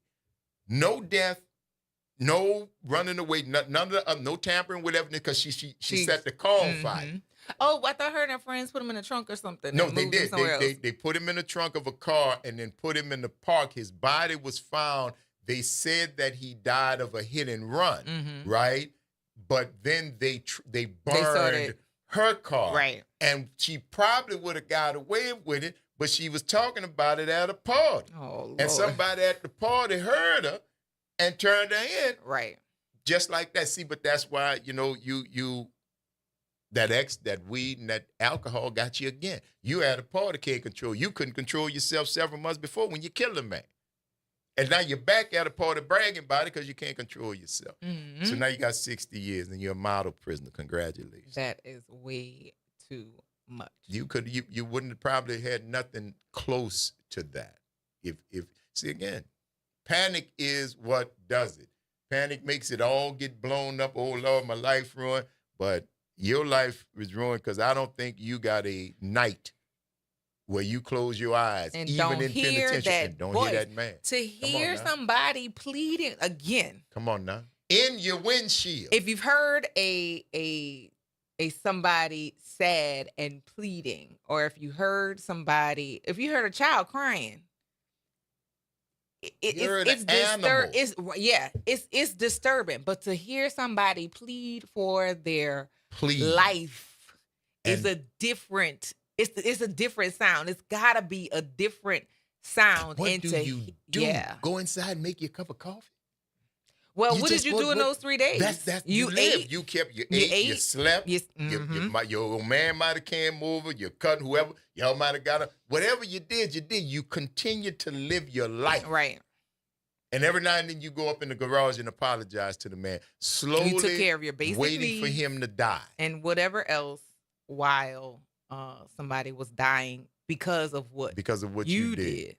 Yeah, that's way 20 or 30 feet away from where you was laying your head. That's a lot. Baby. That's a whole lot. And I can't comprehend that. Yeah. I can't comprehend I hadn't thought all. about that. That's what we were, because that was a trigger. What were we talking about? Something we talking about, and we were talking about indifference. And that's why I remember about that lady who did that. We were talking about the lady who was driving with the cone. The orange cone. He was like, did she hear it? Yeah. And I was like, I guess not, because she kept rolling. She kept rolling. And in this case, you could hear the man say, please bring me to the hospital. Yes. Oh, well, and again, I have no, I don't feel sorry for the lady. I'm just talking about her. I really do not feel sorry for her at all, because what you did was a level of inhumanity that I just can't get past. I'm sorry. You got nothing inside of you. For me, in my opinion, you got nothing inside of you. Now, maybe you've gotten it now in these 20 years you've been in jail, but Maybe, at that maybe time, not. maybe so. I don't know. But I don't think, as a grown woman who exhibited that behavior, I don't think that you've ever going to get anything inside you. Because that, again, that's a level I cannot even imagine. And that's why I hope that every night you lay down and go, Just you see his face. he see his face and and hear his voice. Begging, pleading. Every time you think you ought to be getting out, every time you, well, you haven't been in front of parole board yet, but the way you going to pray and plead and beg that they hear your case and let you out, that probably sounds a lot like old boy when he was begging and pleading for his life. For you to let him or bring him to get some help. Just bring me to the hospital, ma'am. Just lay me on the ground in front of the hospital. That's all you got to do. Nothing. Yeah. Nothing. 3 days. No, baby. That's way. Do your time. Way too much. And God bless you. Yeah. That's the best I could tell you. Again, no criminal history before, and according to that article from 18, you got a hell of a one now. Oh, you ain't got but one charge, but look at the charge. No, she got what, 2? Yeah, you got 2. Yeah, 2 charges. Yeah. Tampering. Or 3. And DWI, tampering evidence, and no, because I don't think they got it with the DWI. They should have.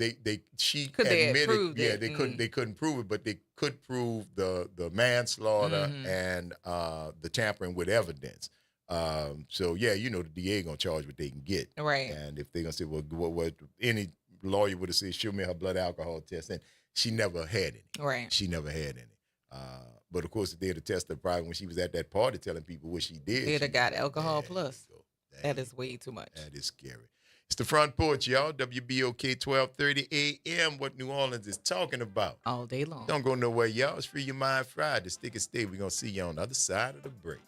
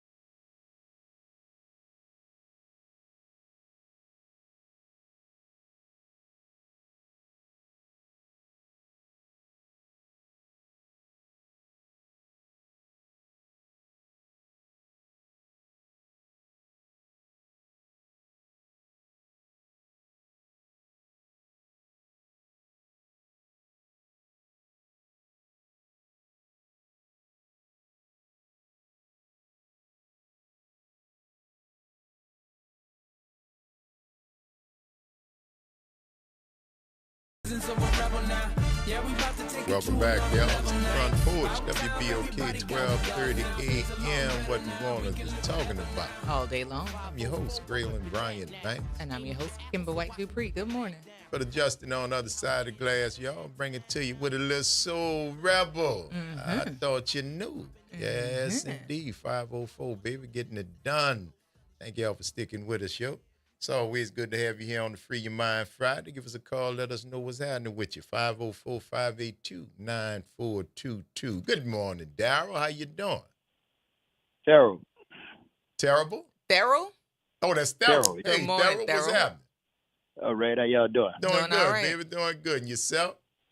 Doing all right. Doing For all sure. right. Look, y'all was talking about that stuff on TV there, but the only thing I seen, the common denominator was the all white people. We don't do all that kind of stuff. Well, Which I wish stuff? we could say that we don't do those things, but unfortunately, some of us do. Monkey see, monkey do. D, you know. Some of us do. Yeah. And look, Unfortunately. yeah, look, this driving through the lady hit this man driving through the windshield. It brought me back to an Alfred Hitchcock movie where the lady driving down the highway and she hit the dude had his thumb out trying to get a ride. And she hit him and kept on going. And everywhere she went, she see the man. Man, he got his thumb out saying, "Thanks for the ride, lady." That was wasn't that Twilight Zone? Thanks for that was the name of that episode. Twilight, thanks for the ride. That was the old dude with the hat on. And when he finally got close to her, she realized that he was an angel. She was dead too. Oh. Yeah, I remember that. Yeah. Oh yeah. Yeah. She hit him, but she wrecked her car. And then she heard what did she call home? Some kind of way she tried to call her mom and said, "My daughter was killed on her way to California." And she was the daughter. Right. Yeah. I remember that one, Cup. Yeah. All right, Daryl. then. Take care, bro. Yeah. Later.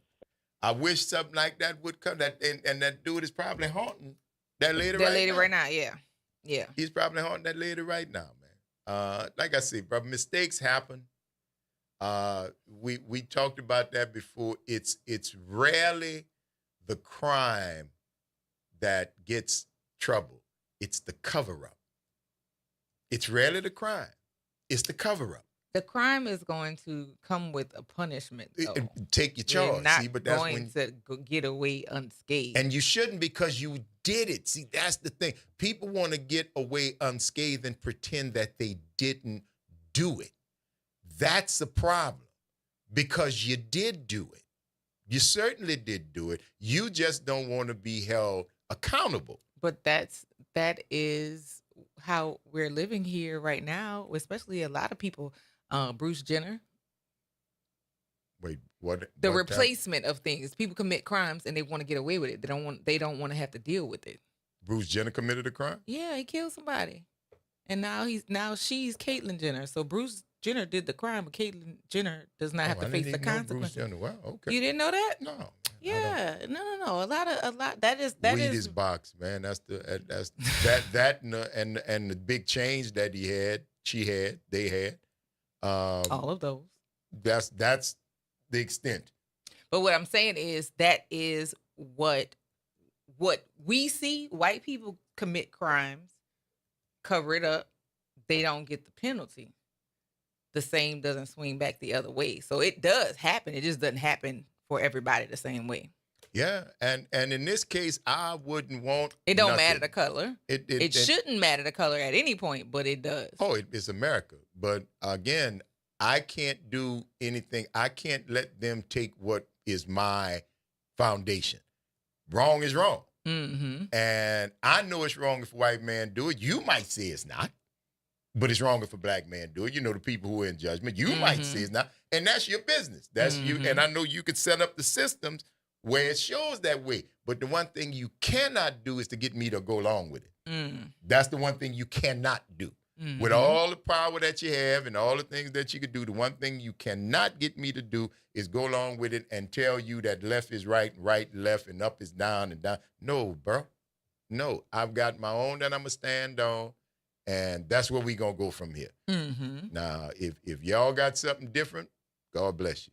But you ain't going to change mine. That dog ain't going to hunt, boss. Well, it just ain't.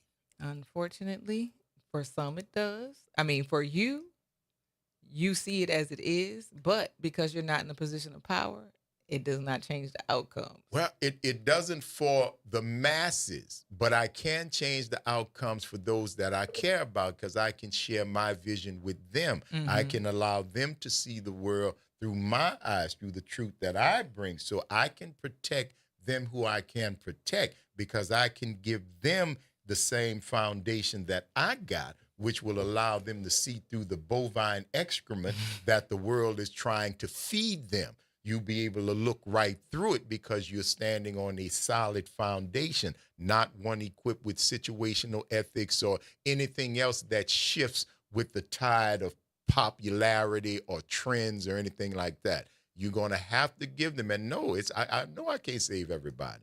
I cannot, but I can start with the ones that are close to me and make sure that there are at least one or two left that can fight and look and speak and speak truth to power and say it from your chest.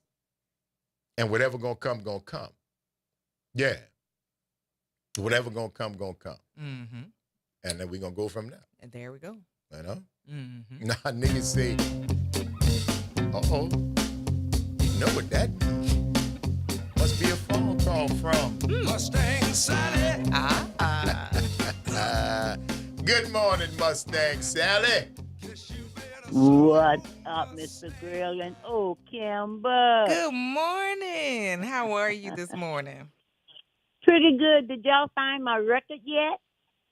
Well, you know what? We got to talk to them producers. You told them what you was looking for? I don't really know the name of it, but I know it's a cool little second line. And I even looked up all over the radio. I'm going to still keep looking, but it's a nice little song. Okay. All right. We're going to find it for you. Did y'all talk to my professors about the gift? The gift? That gift been out since September. And maybe somebody going to put it on the Grammy Mustang Awards. Sally. Her package.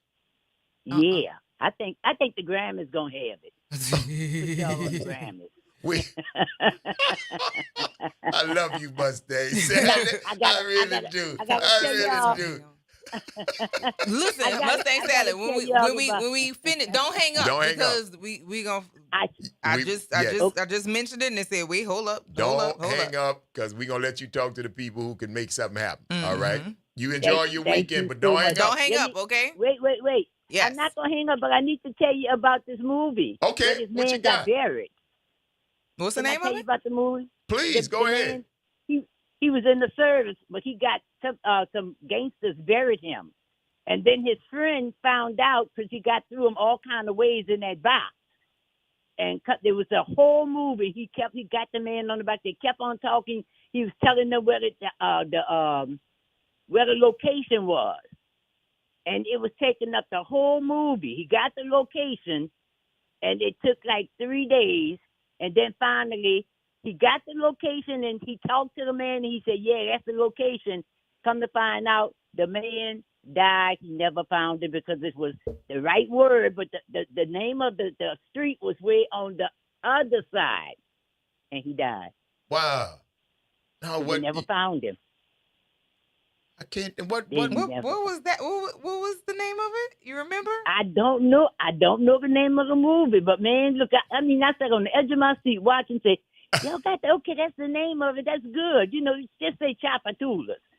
But he was on the lake side. He was on the yeah. Instead of the river side of Chapatulas. Yes, and before you know it, by the time he got to him, he never did find him, and the man died. Wow. Wow. And I'm going to hold on, but y'all have a good weekend. Oh, and we have snow, y'all. We heard y'all snowing in Atlanta. Yes, indeed.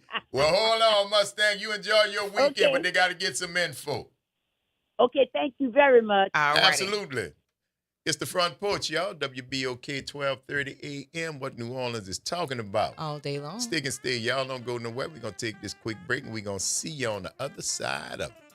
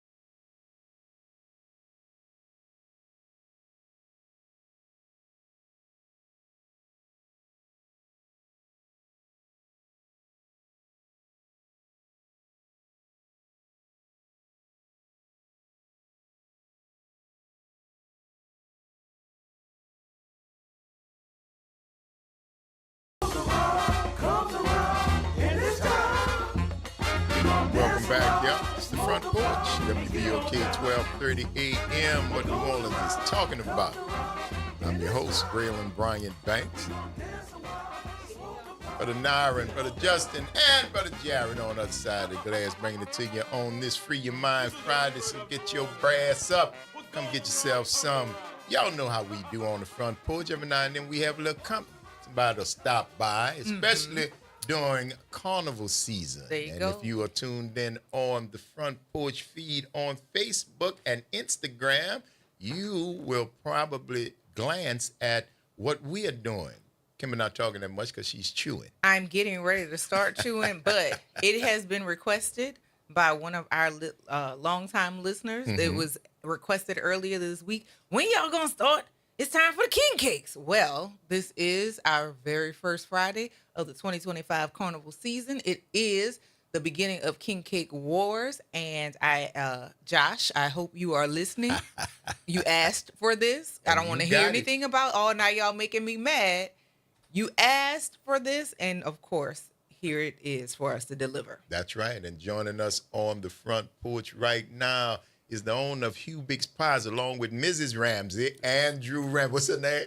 Kathleen. Kathy, Mr. and Mrs. Ramsey, the owners of Hubig's Pie. Andrew Ramsey is joining us right here with the new Hubig's Pie King Cake. Good morning and welcome to the Front Porch, Drew. Good morning, and thank you for having us. We appreciate it. We're It's a looking forward pleasure, to man. having a chat. We've been doing this for the past couple of years, man. We do King Cake Wars here on the Front Porch, and as the name implies, we do king cakes from all over the city. And this from Hubig's is a first. It is a first. Man, tell us what the thought process, because, well, you know what? For those of you who are not from this area, Hubig's Pie is an institution. Yes, it has been an institution for years and years, and Andrew and his wife are the owners now, and I want to know, gaining that iconic brand here in New Orleans, what would make you take a pivot to King Cake? Well, it's really a nod to our history. We did family pies all the way up until the day before Hurricane Katrina, 2005. And some of those family pies were a Dutch apple pie that was our real apple filling, and we did a real crumble on top, which is a streusel. It's real Louisiana brown sugar, real butter. It's quite delicious. And the other biggie is our custard pie, which, the last time we made a custard pie was 20 years ago, and people still remember it very fondly. But the custard process that we do is genuine. It's authentic. We whip it into a froth and cook it in small batches, and the top kind of turns into a little miniature creme brulee. It can't be, you can't just ladle it out and put it in a pot. Right. It's a process. Nonetheless, we had the fire in 2012. It took us a whole decade to get back to bounce going. back from that. Yeah. We knew that we wanted to bring back some nostalgia, and the biggie was the custard pie that people still been asking about. So we are making full batches of custard, and we are injecting it into king cakes, and the king cakes are traditional. The European pastry brioche bread, the traditional cinnamon is kissed with cinnamon. We have 3 other filled flavors: the cream cheese, the Dutch apple, which I'm enjoying a bite of right here. Yes, and so are we. And the custard, and we knew that we had the capacity and the talent to do it. We just needed to logistically figure out how, and we wanted to do it last year, quite frankly, and it just we were overwhelmed with getting back into the pie business. Yes. So so here we are, and it's the best that I could do with our first shot here. There's probably room for improvement, but we are very open. We're very receptive to feedback from the community. Some people have asked if they could get more filling in it, and the batch that we have right now today, in fact, has more filling. So we in response to the customer. In response to the customer, yes. I am so smart. I'm smart enough to know what I don't know, and that makes you brilliant. When they, you can respond to your customers or you can not. Ignore them, and that's right. we try to encourage the feedback and respond to it. So. Well, I have taken a big old bite of this apple-filled Hubig's King Cake, and it put a smile on my face because between apple and lemon, that was me and Hubig's.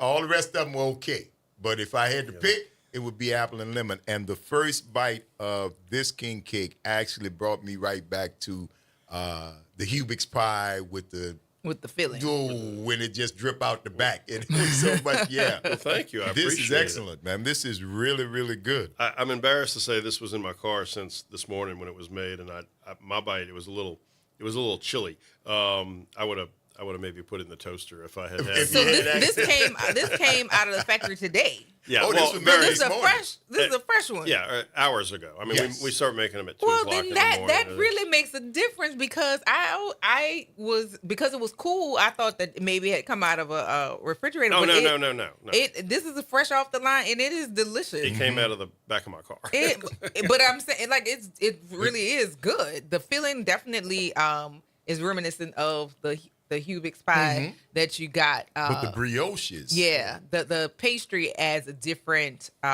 experience Definitely. versus the actual pie itself. Well, thank you. We really did want to absolutely try to do our best foot forward. Again, we know what we don't know, and it's in the eye of the beholder. Some people like, all kind of crazy, innovative new flavors of king cake. Absolutely. That's not what I would call traditional. Right. If nothing else, Hubig's always wants to respect the tradition of how we got to here. Yes. I'm not saying that we're afraid to do new and different, but we're gonna master the fundamentals before we branch out. So this is what we're trying to do this year. How was the taste testing process? How did you guys go through that? How did you determine which brioche, which filling? How did that come about? Is there a select team, or did you just put on extra 30 pounds? Well, and extra king cake?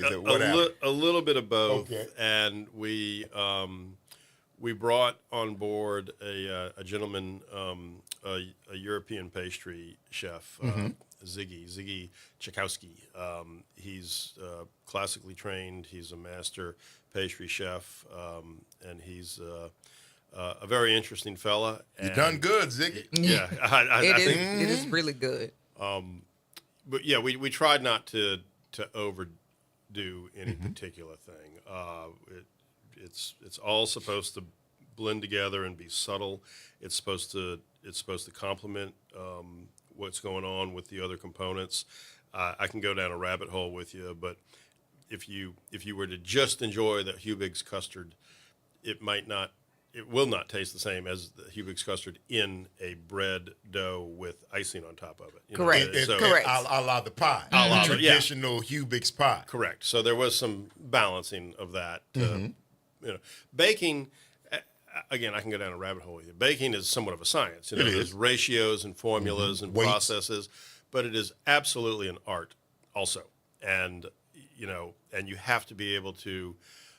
Ingredients can have variations in their quality and the weather. You just can't get away. I mean, we live in New Orleans, Right? Yes. The humidity makes a difference. 100-degree day with 100% humidity is going to affect everything. Everything. So we, there was a little bit of experimentation, and we hope that we hope that we put a smile on our customer's face. I think you guys are well on the way, man. Definitely. And one of our listeners has said, "Oh my God, I have to get one right now." She said, "You sold me at custard." Now, with regard to the king cakes, should our listeners be concerned about a limited amount of king cakes being produced, or? Well, yes, unfortunately. We have upped our production. We've actually hired some more people, and we're trying to do as best we can without skimping on the quality. We added a production day to the week, and we have a bunch of different outlets, a good many Rouses, a lot of independent. That on our website, there's a list of the different stores that you can get them at, and we try to go by North Shore, Baton Rouge, up New Orleans. Also, we are doing the click and ship. You can go to Hubigs.com and you can order one. I would encourage our, most people in your listening area, not to do that because there's a crazy, silly amount of shipping that is that they're going to pay for. That you're going to pay for, absolutely. Which that's inefficient. Well, our listeners are worldwide. I meant the AM footprint right here. They are worldwide. We have quite a few. But if you're local, don't come get it. Yeah. If you're local, drive in your car and pick it up. Yeah, but or send somebody. Definitely worth the shipping if you're away and got a taste for really good king We're doing Hubigs.com. You can click and ship, and you can send a king cake to any one of your expatriated New Orleanian loved ones. Oh, yeah. We're happy to help them. They're listening. Thank you. And if you sign up for something we call Pie Mail, if you sign up to get notification from Hubigs, we're going to have a pop-up as Mardi Gras approaches, and we're going to welcome people to come to our shop and pick them up. I was just going to ask you now, if I know you've got Rouse's and a couple other independent grocery stores, but is there a central location? Like, can folks come to Hubigs and get the pie or get the king cake? The answer is no, because the ones that we make go out the door at as soon as you make 6:30 in the morning. Okay. And we don't keep an inventory. And the ones that we don't ship out the door at 6:30 in the morning are for the FedEx and UPS pickups. Gotcha. Down to the item, but per king cake, we very much don't keep an inventory of fresh pastry items. Right. We don't put them on a pallet on a and shelf. have them sitting in there. Yeah. People could call and say, "Can I get a custard tomorrow?" We will more than happily try to accommodate our customers. Okay. But no, we can't. And that would be if I call and say I want a custard, that would be for pickup tomorrow. Right, but I'm saying I would come there. That would be the only time you could come to the spot if we had arranged in advance. Yeah. Okay, all right. But there will be a pop-up sale. We're getting some new Mardi Gras swag, some new Mardi Gras T-shirts, some Jazz Fest friendly we have some pie costumes. We're having a couple things, and we're going to have king cakes available on our pop-up sale day that we do, which is yet to be determined. We were going to get into the season. We were going to see what the weather was doing. We're going to see a couple different things. It's going to be on a Saturday in a week or two. Okay, well, we're going to look forward to that. So, quick question. I'm sorry. Yes, ma'am. That's the King Cake Hub is one of the places that a lot of people are going to. Are you all participating with that this year? We did not start with the King Cake Hub, but I never say never. Right.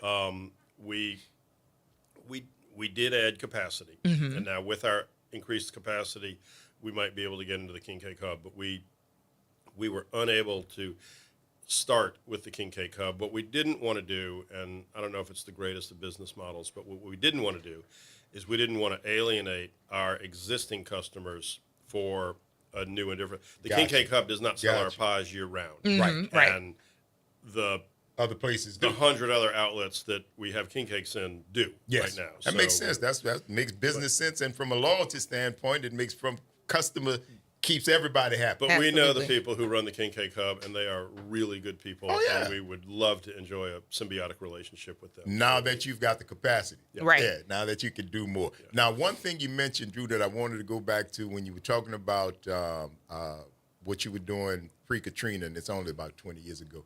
You were talking about whole pies. Yeah, I don't remember Hubigs whole pies. That was the custard pie that you were talking about. The little turnover glazed hand pie, handheld snack item that was the only item that we could come back with after Katrina. But we sold what we called a family pie. It was an 8-inch in diameter pie. We had double crust pies that would have been, an apple pie with a bottom and a top crust. We made a custard that was hand ladled in there and kind of a self-forming top crust, the creme brulee action that I was talking about. We did a bunch of meringue pies, lemon meringue, a mixture of lemon and coconut meringue. We did a French apple. We did a Dutch apple. We made family pies. Okay. Wow. So And I'm telling you, desserts and personal treats, family desserts and personal treats. I love it. Now that we are in full swing, I am recommending to you to try the Hubic Most King definitely. Cake. We've had the Dutch apple filled so far. We haven't tried the plain one, but I mean it set the bar pretty high for our first inaugural King Cake Wars Day. That's right. For the 2025 It's a great way to start, Carnival too, man. season. I appreciate your kind words, and I hope that you enjoy it as much as you say here, and I'll bring you another one next week. Yeah. Well, Listen, yes. You if a that friend has earned already. us, if that's earned us another That's right. King Cake Andrew for sure. Ramsey, Hubig's King Cakes. Thank you, my friend. I know you guys are deep in the weeds. It's really, really busy, and we appreciate you taking the time out to come sit with us here on the front porch. All the best to you, and we look forward to next week. Well, thank you. I want to try one of those custards. I enjoyed it thoroughly. Thank you, man. Absolutely. All right. Thank y'all for giving us 3 hours out of your lives that you'll never get back, and we certainly hope we've given you a little bit of something in return for the investment of your time. I'm your host, Graylin Bryant Banks. And I am your host, Kimber White Dupree. That's Brother Jared, Justin, and Nyron on the other side of the class. Y'all, Class 2. Y'all practice random acts of kindness. Do something nice for somebody just because it's a nice thing to do. Take care of yourselves. Enjoy the weekend. And we're going to see y'all on the flip.